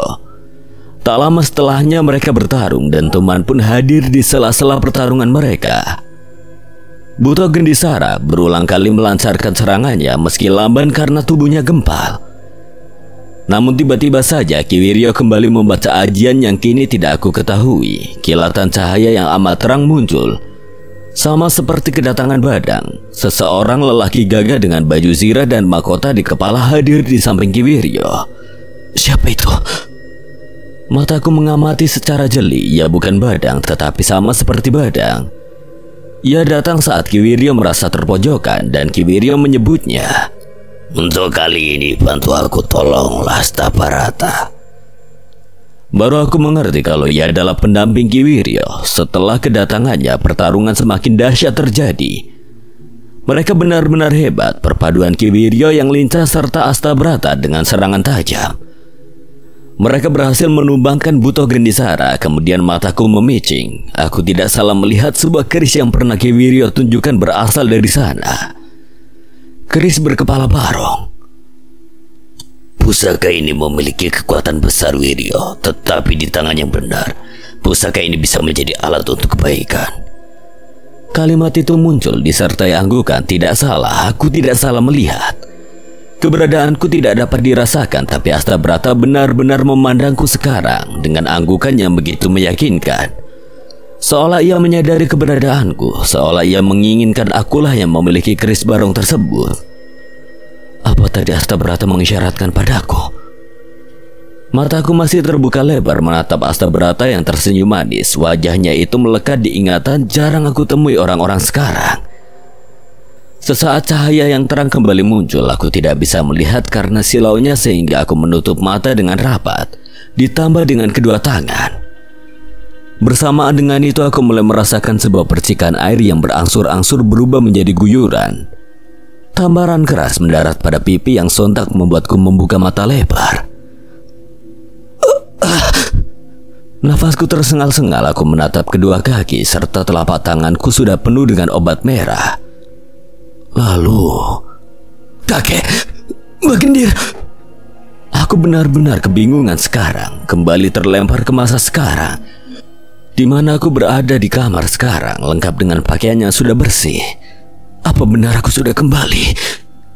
Aku masih bertanya-tanya, aku sontak bangkit berkeliling ke seluruh kamar karena aku takut kembali terlempar ke masa semu. Sebuah gorden yang menutupi kamarku kini kubuka lebar-lebar, tampak cahaya merah keemasan di sela-sela awan tebal. Lalu pandanganku mengarah pada jam dinding yang sudah menunjukkan pukul 5 sore. Aku seperti orang linglung beberapa detik lamanya menatap jam dinding. Karena masih tidak percaya, akhirnya aku menampar pipiku kembali dan ternyata masih terasa nyeri. Aduh, sakit. Aku meringis kesakitan. Akhirnya aku yakin benar-benar tiba di rumah di masa kini. Namun bagaimana caranya? Terakhir aku tidak sadarkan diri bersama Badang di kampung terlarang. Di hadapanku Ki Wiryo dan Mbah Gendir saling bertatapan. Tampak sudut-sudut bibir mereka melebar. Terkekeh melihat tingkah konyolku. Duduklah dulu, kakimu masih luka. Bisa-bisa keadaanmu tidak kunjung pulih. Malu rasanya sekejap rengekan sakitku berubah menjadi cengengesan sambil menggaruk-garuk kepala kemudian duduk di antara keduanya. Entah aku tidak sempat bertanya mengapa Mbah Gendir juga ada di sini. Mereka memang lekat tanpa mengucap sepatah kata lagi, seolah menunggu aku yang membuka suara. Kenapa aku bisa tiba di rumah? Benar saja, mereka langsung menghela nafas lega mendengar pertanyaan dariku. Kakek terbatuk-batuk memberikan lirikan pada Mbah Gendir. Tenang, itu biarlah jadi rahasia. Yang terpenting keadaanmu sekarang. Apa masih merasakan sakit? Terlihat wajah cemas dari Ki Wiryo. Kamu tidak sadarkan diri selama seminggu. Kakek khawatir dengan keadaanmu. Kakek pikir kamu juga dibawa oleh dia. Ki Wiryo menimpali, namun Mbah Gendir langsung memberi isyarat tegas dengan berdehem. Ia tahu apa yang menjadi pertanyaanku sekarang. Juga dibawa oleh dia. Siapa yang dibawa? Nyatanya mereka tidak bisa mengelak dengan keadaan yang bertepatan dengan keberangkatanku ke kampung terlarang. Mbah Gendir cukup lama terdiam memikirkan kalimat yang pas untuk menjawab pertanyaan tersebut. Timbul rasa ragu dari dirinya sebab menatap sekujur tubuhku yang penuh luka. Apa keadaanmu sudah siap, Arya? Mbah Gendir melirik dengan mata tuanya yang sayu. Berbagai informasi mungkin sudah ia kantongi, tapi tercekat begitu sulit untuk mengutarakannya padaku. Aku dengan tegas mengatakan, iya, aku baik-baik aja. Udah tidak merasa sakit. Lalu apa maksudnya? Siapa yang dibawa? Kulihat Ki Wiryo mengangguk perlahan pada Mbah Gendir. Di kampung terlarang dengan tarikan nafas panjang dengan mata tertutup. Bibir Mbah Gendir yang hitam dan tipis mulai bergetar. Jais. Kata pertama yang Mbah Gendir ucapkan sontak membuatku teringat akan tujuan yang sebenarnya datang ke kampung terlarang. Aku segera mendekatkan tubuh dan membuka telinga selebar-lebarnya. Mataku yang tadinya berat sekarang mendelik, serius mendengar kabar dari Mbah Gendir. Gimana caraku bilang? Mbah Gendir mengurungkan perkataannya lagi sambil mengusap-usap dagu. Sesekali pandangannya ia buang kemana saja. Berita baiknya Jais selamat. Mulutku yang terbuka kemudian berganti dengan senyum yang mengambang. Harapanku kembali merekah karena merasa berhasil menjalankan tugas. Tapi kabar terburuknya. Nanar mata Mbah Gendir tertuju lagi pada Ki Wiryo. Aku tidak mengerti apa maksudnya, namun kini kulihat juga Ki Wiryo tampak berat untuk mengizinkan Mbah Gendir melanjutkan penjelasannya. Katakan saja. Dia selamat tapi dipasung, dia tidak lagi utuh. Jiwanya sudah diambil oleh Ndoro Ayu Senggolo. Seketika tubuhku terasa rontok bersamaan dengan senyumanku yang pudar. Ndoro Ayu Senggolo. Sebuah nama yang selalu melekat semenjak aku terikat dengan gelar darah wangi yang selalu mereka incar. Di mana Om Jais? Aku ingin bertemu. Setengah beranjak, aku bertekad untuk menemui Om Jais. Kecemasan hadir, pikiranku berkecamuk tentang di mana ia dipasung, bagaimana kondisinya, dan bagaimana keadaan Azizul. Lengan-lenganku yang penuh luka kembali merasakan sakit ketika ditarik oleh Ki Wiryo. Ia tertunduk dalam, suaranya yang tegas keluar. Bukan saatnya kamu menemui Jais, ada yang lebih penting daripada itu. Seolah menjadi pembuka cerita yang menegangkan, kalimat Ki Wiryo berhasil membuat jantungku berdegup kencang. Apa yang lebih penting? Kulihat Ki Wiryo merogoh bajunya yang membuatku tidak percaya. Ia mengeluarkan sebuah benda yang membuatku teringat tentang Astabrata. Desa sedang tidak baik-baik saja, Boy. Tapi sekarang giliranmu, kakek berikan ini. Ki Wiryo mengulurkan sebuah keris singo barong yang ia simpan dan tidak pernah tersentuh orang lain selain ia. Sekarang aku tahu kampung terlarangnya keris tersebut bukan sembarang keris. Akan sangat berbahaya jika jatuh di tangan orang yang tidak tepat. Tetapi kini keris tersebut diberikan kepadaku. Segera aku berpikir, apa Astabrata benar-benar memberi isyarat? Mulutku bergumam sebuah nama yang membuat Ki Wiryo terperanjat. Astabrata. Gawat, aku salah bicara. Lantas bagaimana caraku ke kampung terlarang? Aku menggeleng, sesekali menggaru-garu kepala. Kinpoi mimpi kakek bertarung dengan Buto Gendisara dan kakek dibantu oleh Astabrata, kan? Apa yang ada dalam mimpimu? Aku kebingungan harus bercerita dari mana, sementara Mbah Gendir mencoba mendengarkan seraya menelaah segala ucapan tentang mimpiku. Kala itu warga histeris karena ternak mereka mati secara tidak wajar. Lalu anak-anak hilang, dan kakek menerawang keberadaan mereka yang disembunyikan oleh Buto Gendisara. Tak aku lanjutkan bagian cerita terseru, sengaja ingin melihat reaksi Ki Wiryo dan Mbah Gendir. Mereka sama-sama mengerenyit memandangku. Di sisi lain Mbah Gendir menyedekapkan tangannya sambil terpejam. Itu bukan mimpi. Kamu selama seminggu tidak sadar melakukan raga sukma. Perbincangan kami semakin menegang. Bukan hanya keadaan Om Jais saja yang perlu penanganan, tetapi juga keadaan desa yang membutuhkan seorang penerus Ki Wiryo yang tidak lain adalah aku. Raga sukma? Iya, jiwamu dipindahkan secara tidak sadar ke masa yang berkaitan dengan sekarang. Dan kamu tahu apa yang sedang terjadi pada desa? Entah mengapa aku mulai merasakan ketakutan merambat menggerogoti tubuh. Mataku tidak henti-hentinya melirik pada jendela yang kordennya sedikit terbuka. Terlihat di luar sana jalanan desa sangat sepi, tidak seperti biasanya. Bahkan kini menjelang maghrib, tidak ada satupun warga yang keluar sekedar untuk ke surau. Lamunanku terhadap keadaan desa buyar, meski dalam pikiran tetap bertanya-tanya apa yang sebenarnya terjadi selama seminggu tidak sadarkan diri ini. Ku tatap lagi Mbah Gendir yang siap menjelaskan. Begitu pula aku menyiapkan mental untuk kemungkinan terburuk. Beberapa hari lalu ternak warga ditemukan mati tidak wajar, persis dengan yang ada di mimpimu. Aku yang baru saja tersadar langsung mendapatkan sambaran. Azan maghrib berkumandang, gemuruh langit mulai bermunculan, menambah keadaan semakin tegang. Maka yang selanjutnya bakal terjadi. Anak-anak bakal diculik. Dengan segala kesadaranku menelaah keadaan di masa silam, aku mengerti sekarang mengapa aku terlempar untuk menyaksikan kejadian yang memang berhubungan.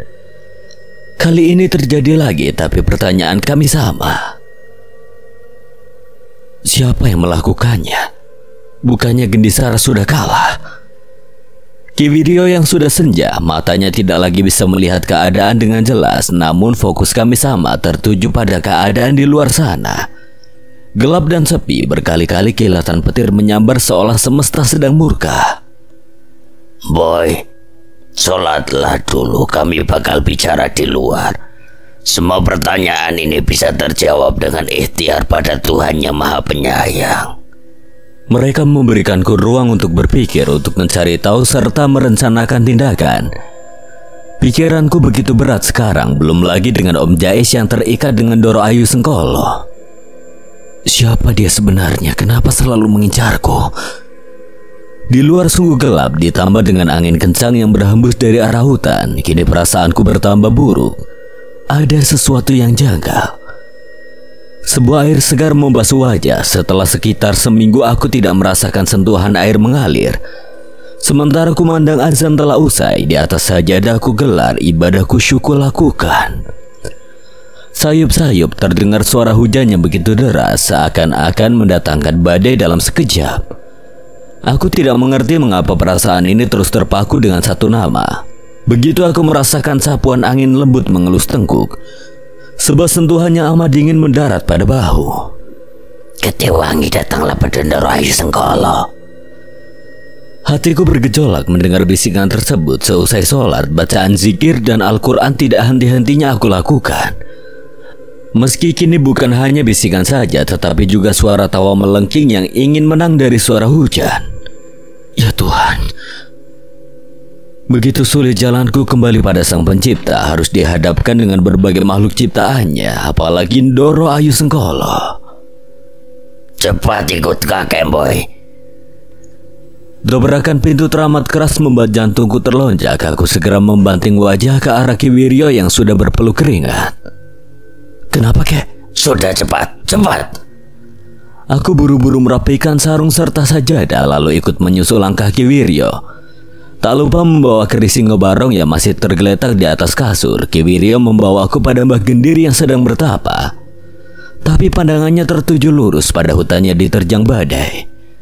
Tidak lama setelahnya derap langkah kaki memenuhi penjuru desa. Suaranya menggema bersama dengan erangan sosok-sosok bertubuh gempal. Arya, kemari.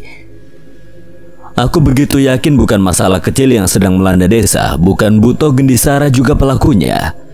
Ketika aku mendekat, Mbah Gendir segera bangkit. Ia menunjuk ke arah pepohonan tinggi yang bergoyang-goyang diterpa angin.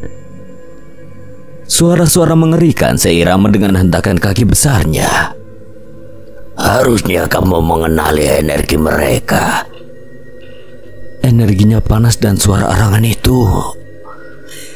Dahiku mengerenyit tajam. Kusadari ada energi asing yang mengepung desa Amburingin. Benar kan? Sosok-sosok genderuwo tanpa buluh. Kenapa mereka datang? Mereka masih satu keluarga dengan Buto Gendisara. Kedatangan mereka membawa energi besar karena murka denganmu. Lalu apa yang mereka mau? Tidak tahu, tentu berhubungan dengan keadaan desa yang memburuk beberapa hari kemarin. Semalaman suara-suara mereka tidak henti memenuhi desa hingga dini hari badai juga belum mereda. Di sisi lain kami mulai bertapa dan aku terus berikhtiar meminta pertolongan pada Sang Pencipta. Hingga akhirnya pagi benar-benar tiba. Rumahku mulai dikepung warga yang berdatangan sambil menangis histeris. Dugaan kami benar, anak-anak mereka hilang secara tiba-tiba. Mendengarnya aku hanya bisa beradu pandang dengan Mbah Gendir. Ia berbisik padaku. Semalam aku mendapatkan penerawangan. Pagi ini ikutlah aku kembali ke kampung terlarang itu. Maka mendeliklah tak percaya aku. Apa mereka disembunyikan di dalam gua Rogo Gentir? Namun pertanyaan tersebut tidak aku utarakan. Setelah warga berdatangan mengeluhkan keadaan yang sama, aku dan Mbah Gendir segera bersiap-siap. Kemungkinan kami akan kembali menjelajah ke kampung terlarang. Semua persiapan lengkap. Yang terpenting adalah gelang dan keris Singobarong. Dengan benda itu aku bisa menghalau segala mara bahaya, termasuk sosok penculik anak-anak. Kami berangkat dengan ojek dari desa Amburingin menuju desa Turahbina dan nantinya akan singgah sebentar di rumah Mbah Muhtar. Untuk ketiga kalinya aku sudah hafal jalan serta medan menuju desa Turahbina, selanjutnya kampung terlarang. Setelah sekitar 3 jam lamanya kami tiba di rumah Mbah Muhtar. Seperti biasa, ia menyambut dengan secangkir teh hangat sebagai teman berbincang.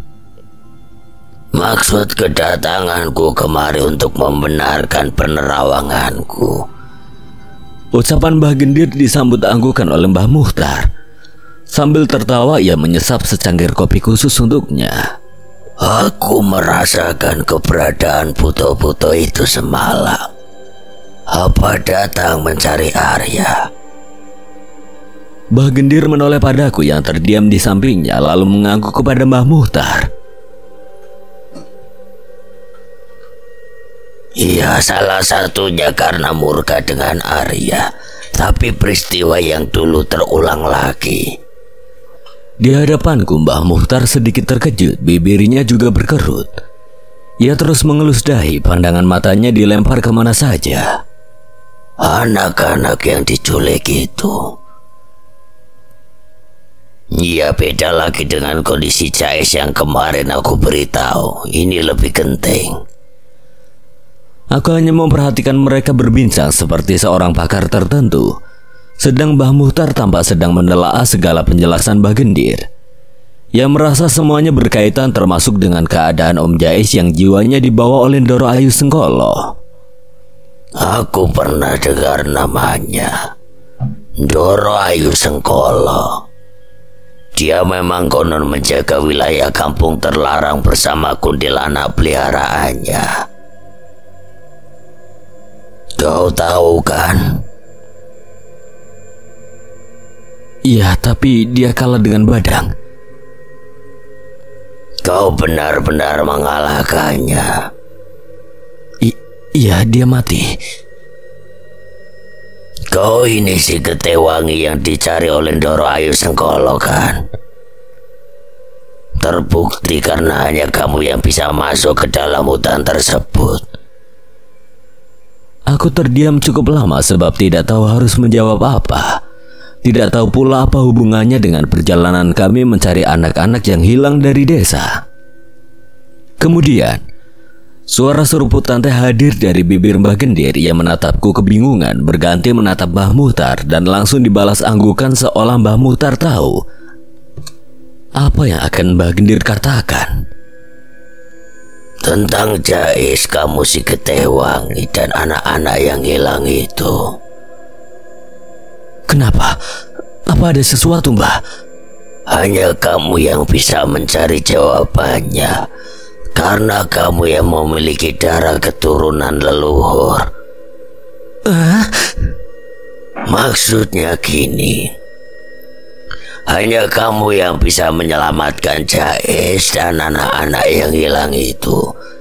Karena kamu yang diizinkan melihat wujud mereka dan masuk ke wilayah mereka. Aku kembali tertunduk memandangi telapak tanganku yang kekuningan. Pikiranku menerka-nerka akan dibawa kemana langkah kami nanti. Yang lain aku berpikir apakah akan bernasib sama seperti kemarin, tidak sadarkan diri sampai seminggu. Namun Mbah Gendir berhasil membaca pikiranku yang menggenggam bahuku dengan amat erat. Gunakan keris Singobarong. Benda itu bisa membantumu. Aku mengangguk menatap tanda mengiyakan perjalanan kami dengan segala resiko yang harus dihadapi. Tak lama kami berbincang sedikit tentang penerawangan Mbah Gendir semalam. Akhirnya diluruskan oleh Mbah Muhtar, sehingga kami bisa menentukan letak anak-anak itu disembunyikan. Saat matahari setinggi kepala, sinarnya begitu terang dan siap memanggang. Kami keluar dari rumah Mbah Muhtar untuk melanjutkan pencarian. Mbah Gendir membawaku ke tempat yang sama, melewati persawahan lalu hutan karet. Selanjutnya hutan belantara yang penuh dengan tumbuhan berduri tajam. Di sanalah Mbah Gendir mulai berhenti. Ia menyedekapkan tangan kemudian memejamkan mata seraya bergumam. Aku seperti terbawa pada saat pertama mengunjungi kampung terlarang bersama Om Jais. Apa yang dilakukan Mbah Gendir sama persis dengannya. Sudah kuduga pasti di Gua Rogo Kentir. Batinku bersorak karena tebakanku benar. Namun setelah Mbah Gendir mensejajarkan tangannya, ia pun berhenti mengucap sebuah mantra dari bibirnya. Bukan di sini tempatnya. Bola matanya memindai ke segala arah. Aku lihat telinganya bergerak seperti kucing sedang mengikuti suara arah mata angin. Bukan di Gua Rogo Kentir. Mbah Gendir berhenti. Ia menoleh padaku. Bukan, sebuah jari telunjuknya mengarah pada jalan setapak lurus di samping kami. Di sana tempatnya. kamu dengar suara aliran air? Aku memfokuskan pendengaran mencoba menangkap suara yang Mbah Gendir katakan. Nihil, aku tidak mendengar deru suara air, malah hanya angin bersiul. Tidak ada, cuma angin. Ya, kamu benar, suaranya menjelma menjadi desiran angin. Tapi percayalah Arya, di depan sana ada sungai dengan air terjun. Aku mengerenyit. Di sekitar kampung terlarang yang begitu luas, aku tidak pernah menemukan secerca cahaya air terjun yang membawa kedamaian seperti di film-film. Kakiku kini melangkah mengikuti Mbah Gendir, mengingat waktu kami terbatas, dan kami tiba di sekitar hutan terlarang sore hari, tepatnya saat senja mulai turun. Selama perjalanan aku terus terdiam memikirkan seperti apa bentuk sungai dengan air terjun itu. Pikiranku memberi perintah yang akhirnya dikeluarkan lewat suara. Sungai apa namanya, Mbah? Mbah Gendir yang berjalan di depan langsung melambat. Ia melirik sebentar. Sungai Saronge. Baiklah, aku ingat betul-betul nama sungai tersebut. Sepertinya beberapa tahun terakhir aku pernah mendengar desas-desus mengenai sungai tersebut. Hanya saja aku lupa tepatnya apa. Sudah beberapa jam kami meneruskan perjalanan tanpa berbincang, sedangkan keadaan di sekitar kami seolah memanggil-manggil untuk dijelajahi. Aku kembali mendengar suara hewan-hewan asing, siulan angin kencang. Sesekali tawa burung kedasi yang lekat di telingaku mengingatkan pada pertemuan dengan kuntilanak di dalam hutan. Sesaat kemudian aku teringat hal yang tidak kalah mengerikan. Selama kami berjalan, akhirnya larut malam kebisingan pikiran masing-masing. Aku mengingat salah satu mimpiku yang lain selain bertemu dengan Astabrata. Di sana aku bertemu dengan sosok Ndoro Ayu Sengkolo, jauh dari dugaanku. Ia menyeramkan, tidak seperti namanya yang seperti diagung-agungkan. Saat pertemuan kami di alam mimpi, ia dengan jari-jari panjang dan kuku tajam menggenggam erat bahuku yang kecil. Ia sama dengan kuntilanak kemarin, terus membisikkan sebuah sebutan ketiwangi kepadaku, sampai-sampai terdengar nyaring telinga yang kurasa pecah kendangnya. Suara Ndoro Ayu Sengkolo aku rasa melebihi tingkat suara yang bisa didengar manusia, dalam artian suaranya bisa saja merusak telinga karena saking nyaringnya. Dari situ aku bisa menyimpulkan Ndoro Ayu Sengkolo memang memiliki tujuan tertentu untuk memburuku. Ia terus-terusan mencari cara melalui Om Jais, kuntilanak peliharaannya, atau mungkin hilangnya anak-anak desa juga ulahnya. Pandanganku terus tertunduk pada jalanan tanah yang becek karena basah, jalan setapak yang dihimpit oleh semak-semak belukar. Kami sangat berhati-hati dalam berjalan dan aku tidak ingin merasakan goresan tumbuhan duri tajam untuk kesekian kalinya. Tanpa sadar, wajahku segera terdongak menyadari tempat yang kami singgahi sudah gelap, sama sekali tidak ada penerangan dari rembulan ataupun bintang. Mbah Gendir yang masih memimpin jalan segera memerintahkan untuk menghidupkan senter. Hidupkan sentermu, jalannya mulai licin. Sekarang kamu dengar suara aliran air itu? Ya, aku bisa mendengarnya dengan jelas sekarang. Kira-kira hanya berjarak 600 meter dari tempat kami berdiri. Ya, mulai terdengar, Mbah. Sambil terus melajukan langkah, aku melirik sebuah jam yang melingkar bersama gelang di pergelangan tangan kiri. Sudah masuk waktu maghrib. Apa kita bisa berhenti sebentar untuk sholat, Mbah? Kami tiba di perbatasan hutan dengan Sungai Saronge di depan sana. Mbah Gendir mengangguk mantap dan segera mencari tempat yang lapang dan tidak terlalu tinggi ilalangnya. Di sanalah kami bisa menggelar alas koran. Dengan hanya sebotol air yang aku bawa sebagai air wudhu, kemudian menunaikan ibadah sholat di atas sajadah. Hutan yang gelap, tidak ada tanda-tanda peradaban, meski terasa sepi sebab hanya kami yang singgah. Namun terdengar riuh, bukan hanya jangkrik yang mengerik, tetapi juga demit-demit yang tidak tanggung-tanggung berlalu lalang di sekitar kami. Suara mereka terkadang mengganggu fokusku beribadah. Sesekali aku memalingkan sedikit wajah karena sekarang aku bisa melihat keberadaan mereka secara jelas. Telingaku terasa dipermainkan. Kadangkala mereka berbisik tentang nama penunggu tempat tersebut. Ya, Ndoro Ayu Sengkolo. Betapa diseganinya ia di sana. Demit-demit kecil seperti mereka tunduk pada sang tuan. Dan mungkin saja kedatanganku kini sebagai hadiah besar, maka dari itu mereka menyambut dengan cara berlalu lalang. Walaupun aku tidak benar-benar tahu apakah di sana tempat Doro Ayu Sengkolo bersemayam. Selepas sholat aku tidak lupa untuk selalu memanjatkan puji-pujian pada Tuhan Yang Maha Kuasa. Selain sebagai pertolongan juga sebagai petunjuk di sela-sela bacaan zikir. Mataku terpejam, aku ikut larut dalam alam di sekitar Sungai Saronge. Debur air terjun berpadu dengan desir angin yang menerpa pepohonan tinggi. Tak lupa juga bambu yang mengeluarkan melodi karena bertabrakan satu sama lain. Namun di sela-sela suara tersebut, aku mulai mendengar satu bisikan. Kali ini bukan dari demit-demit di hutan. Berhati-hatilah Kimboy, kau berhadapan dengan berbahaya. Dengarkan ini Kimboy, aku selalu hadir dalam sebuah genggaman. Keris Singobarong, kau ingat aku sebagai Astabrata? Mataku terbuka lebar-lebar mendengarnya. Tanganku segera menggeledah untuk mencari sebuah benda yang bersinar dari dalam tas yang aku bawa. Keris Singobarong, aku percaya betul keris tersebut adalah bagian dari Astabrata yang menjelma. Dan suara bisikan tadi adalah Astabrata. Sampai saat ini aku masih bertanya-tanya melalui keris yang aku genggam. Kini menghadirkan panas yang menyengat. Mengapa saat itu Astabrata seolah menyadari keberadaanku sedangkan Ki Wiryo tidak? Lantas siapa sebenarnya Astabrata? Bibirku senantiasa bergumam sebuah nama yang kini membuatku kebingungan. Astabrata siapa sebenarnya? Dia pendamping kakek.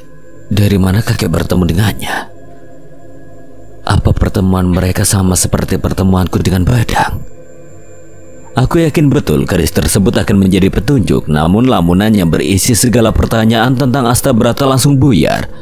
Ketika suara jeritan terdengar kencang, sontak kami berpandangan, lalu melempar wajah ke arah datangnya suara.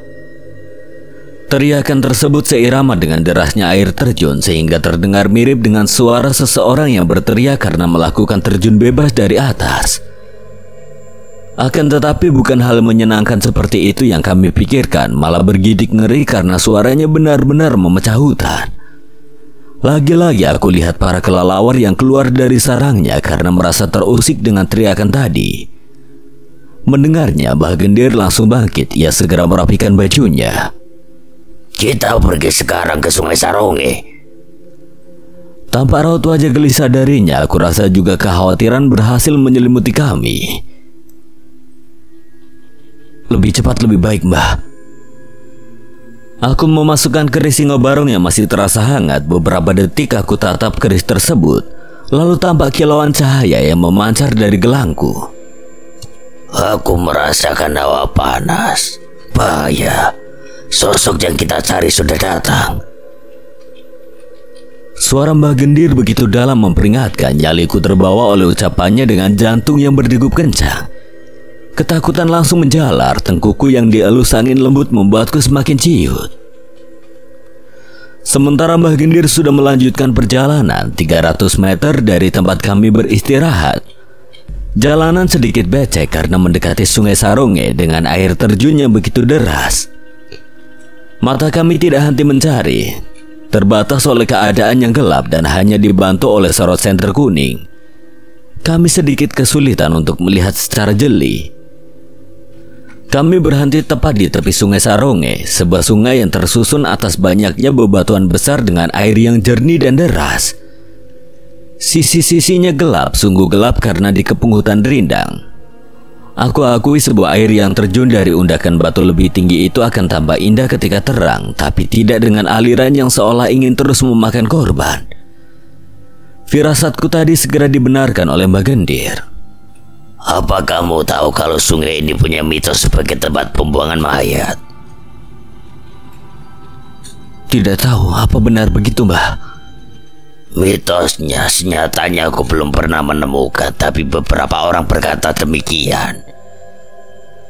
Pantas saja aku merasa tidak nyaman setelah kami sampai di tepi Sungai Saronge. Entah mengapa aku semakin merasakan udara yang begitu lembab di sana sehingga kesulitan untuk bernapas lega.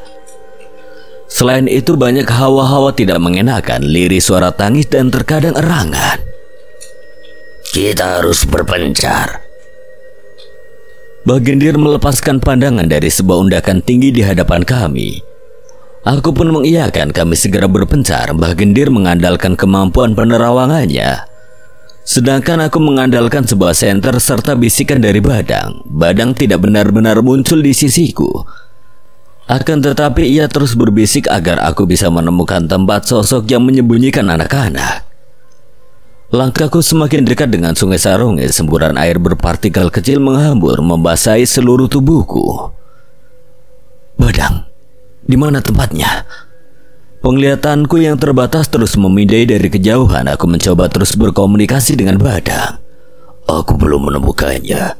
Tempat ini seperti dibagi menjadi beberapa ruang. Aku tidak dapat memahami arti ruang karena sebenarnya aku sedang ada di alam terbuka. Aku harus jalan kemana? Badang yang sejatinya sebangsa dengan Astabrata bisa mengandalkan penglihatan alam gaibnya, jelas berbeda dengan aku yang berada di alam manusia. Aku menemukannya. Di mana? Di mana tempatnya? Di seberang sana dekat dengan air terjun itu. Tepatnya dekat dengan pepohonan. Bagaimana caranya aku ke sana? Dahiku mengerenyi cukup sulit untuk sampai seberang sana. Bisa-bisa aku hanyut terbawa aliran sungai. Lama aku menunggu instruksi dari Badang. Sesaat kemudian aku melihat sebuah batu terstruktur bagian jalan yang membelah sungai. Aku tahu. Bismillah. Selangkah demi selangkah kakiku bertumpu pada sebuah batu berlumut. Langkahku menimbulkan suara gemericik yang sedikit menenangkan, seolah diriku terbawa ke masa kecil yang juga gemar bermain di sungai. Sampailah aku di seberang sungai. Sebuah pepohonan berbatang besar nan rimbun benar-benar ada di dekat air terjun. Hanya saja untuk ke sana harus merelakan kulitku lagi, sebab banyak semak berduri tajam menutupi jalan. Kakiku hampir melangkah tetapi segera berhenti. Suara apa itu?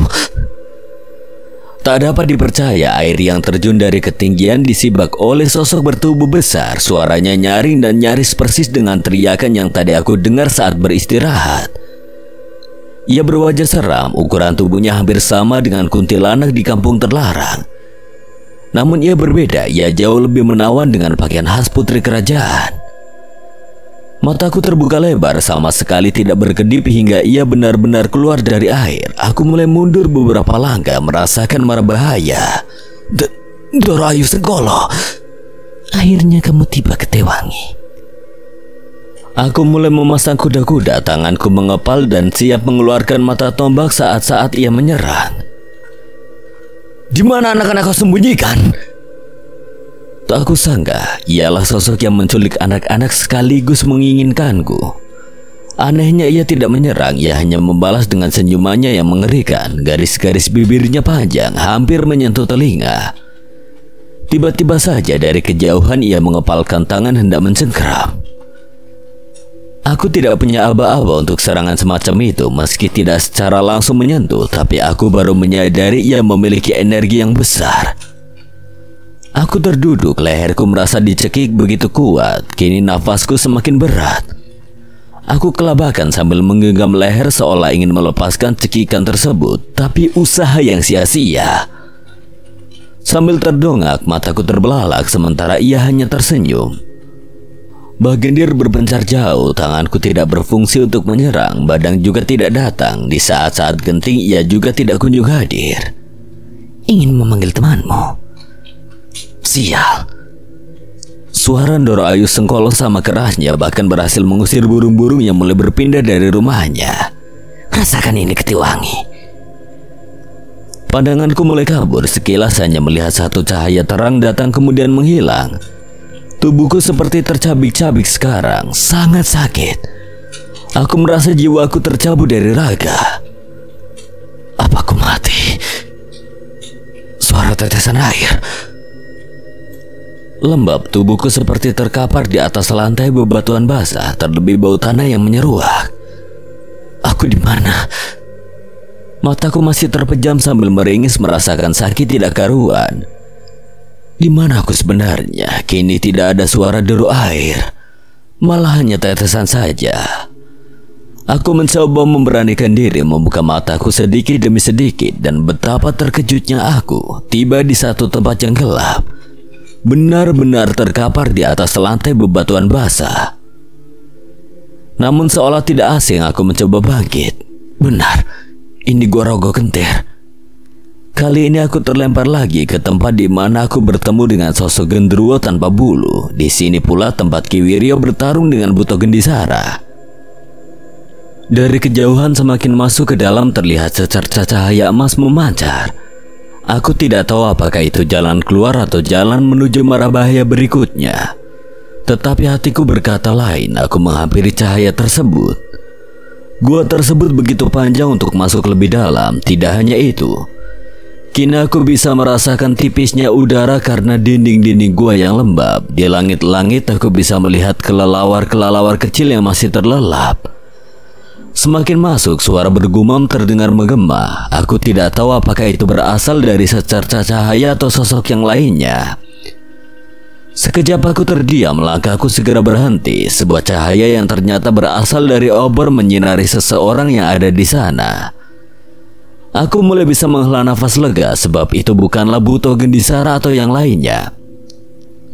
Di atas bongkahan batu besar, seorang lelaki gagah tengah bertapa. Rambutnya panjang, digulung rapi, lengkap dengan pakaian khas kerajaan. Auranya emas, dia bukan sembarang orang. Semakin lekat pandanganku dengannya, aku menyadari ada yang berbeda. Ia bukan seseorang yang datang dari zaman sekarang. Lalu di hadapannya, tepat di bawah bongkahan batu besar, aku dapat mengenalnya. Astabrata. Benar saja, ya Astabrata pendamping Ki Wiryo. Tetapi siapa yang ada di hadapannya? Mereka sama-sama datang dari masa silam. Entah tepatnya kapan Astabrata begitu tunduk dengan seseorang yang ada di hadapannya. Dibuktikan dengan kedudukannya yang lebih tinggi, orang tersebut pasti memiliki ilmu lebih besar dibandingkan Astabrata. Langkah kaki besar, guncangan begitu dahsyat datang menggetarkan seisi gua. Dari sisi lain yang sangat gelap muncullah Buto Gendisara beserta pasukannya. Mereka berbadan besar nan gempal, taring yang tajam, rambut yang gimbal yang lebih mengejutkan seseorang yang menggiring mereka dari belakang. Ndoro Ayu Sengkolo! Aku memeki kencang, ia adalah sosok yang tiba di Sungai Saronge. Apa aku terlempar ke masa ini karenanya? Suara mereka berdengung di telinga, bahkan membangunkan Astabrata dan seseorang di depannya. Mereka tampak terkejut melihat kedatangan Buto-Buto yang dibawa Ndoro Ayu Sengkolo. Di sisi lain aku bersembunyi. Tidak ingin keberadaanku diketahui, walau tidak memungkiri sebenarnya Ndoro Ayu Sengkolo sengaja melemparkanku kemari. Kenapa kalian bisa sampai di sini? Astabrata menjadi garda terdepan, merelakan tubuhnya dipontang-panting oleh Buto tersebut. Aku mulai mengerti Astabrata bertindak demikian untuk melindungi seseorang di belakangnya. Astabrata terhantam berkali-kali, ia tidak bisa melawan dan hanya bisa meringis kesakitan. Kemudian seseorang yang dilindungi maju, aku bisa merasakan energinya sangat kuat, lalu terjadi peperangan di dalam sana. 2 orang melawan 4 Buto dan Ndoro Ayu Sengkolo. Penantian lama kau Ketewangi yang aku cari, ucap Ndoro Ayu Sengkolo meremat kepala lelaki itu. Astabrata memaksa diri untuk bangkit. Guru! Aku terlonjak, tubuhku seketika bergetar hebat. Aku gak salah dengar kan? Ketewangi. Dia Ketewangi juga. Ternyata Ndoro Ayu Sengkolo mengincar lelaki yang disebut guru oleh Astabrata. Aku tidak akan kalah darimu. Jangan harap ini menjadi kemenangan, karena kamu menemukan tempat persembunyianku. Sebuah aura emas terpancar dari tubuhnya, membuat Buto-Buto tersebut bergidik ketakutan. Lelaki itu bergumam dengan mata yang terpejam. Kepalan tangannya seolah berkobar api. Muncul di genggamannya sebuah pusaka sakti. Kerisingo Barong. Aku terkesima dengan ilmu yang dimilikinya. Kerisingo Barong itu rupanya milik seorang yang sakti. Lawan aku. Ia maju dengan langkah yang gesit, menyayatkan keris tersebut yang kemudian mengeluarkan kobaran api, membakar goresan luka lawannya. Pertarungan sengit terjadi. Astabrata pun ikut menghampiri sebuah ajian yang ia miliki. Itu adalah ajian yang digabungkan dengan Ki Wiryo. Awas guru! Kepulan asap hadir karena dentumannya ditimbulkan oleh ajian Astabrata. Pandangan kami semakin sempit. Aku mulai menerka taktik yang ia gunakan untuk melarikan diri dari Ndoro Ayu Sengkolo dan pengikutnya. Namun aku salah, justru kepulan asap itu menjadi benda makan tuan bagi Astabrata. Astabrata memicing. Ia sudah terkapar dengan jarak sekitar 2 meter dari Gendhisara.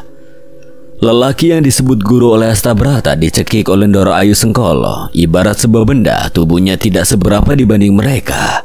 Kau bodoh Astabrata, tapi terima kasih. Ndoro Ayu Sengkolo semakin meremat, tubuh kecil tak berdaya dalam genggamannya, sedangkan buta-buta yang ada di belakang tertawa.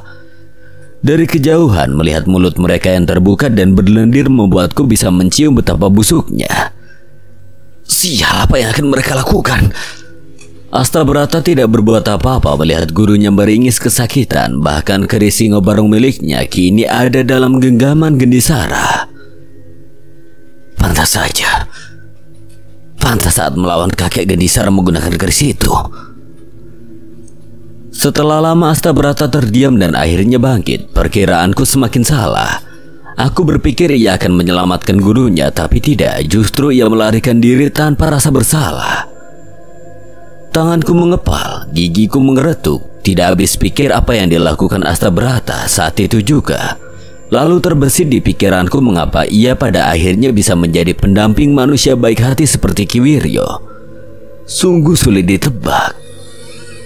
Lelaki itu diremat, tubuhnya dipermainkan, dilempar bergilir oleh buta-buta tersebut. Mereka tertawa, wajahnya semakin mengerikan dan menjengkelkan. Mereka bak hewan buas yang haus darah, tidak ada rasa kasihan sedikit pun. Tubuh manusia sekecil itu tidak ada tenaga atau niat untuk melawan karena sudah tidak berdaya. Namun tetap dipermainkan, dibanting ke sana kemari, kemudian dilumat. Ya, benar, dilumat. Tepat ketika aku menyaksikan kekejian itu, tubuhku kembali merasa tercabik-cabik. Aku bisa membayangkan sebuah pukulan yang didaratkan tepat pada ulu hati, sehingga darah yang begitu kental keluar mengalir dari mulutku. Aku mulai tidak bisa berpikir jernih. Pandanganku kembali kabur meski ingin terus menyaksikan apa yang selanjutnya terjadi. Lalu ketika lelaki itu benar-benar ditelan oleh Gendhisara, teriakanku semakin menggelegar. Aku pun ikut merasa tertelan melalui kerongkongan panjang dan berakhir di lambung yang asam. Mereka bersorak riang, melompat-lompat, kaki-kaki besar kembali mengguncang, sedang aku terkapar. Siap. Wah, sakit. Mataku yang mulai terpejam, sekilas tampak wajah Ndoro Ayu Sengkolo berdiri tepat di hadapanku. Ia tersenyum menyeringai, lalu kembali kupandang garis-garis bibirnya yang menyentuh telinga. Telingaku berdenging, sebisa mungkin kedua tanganku menutup seluruh kepala untuk menghalau suara nyaring yang keluar dari mulutnya. Aku benar-benar akan mati sekarang. Ajalku sudah dekat.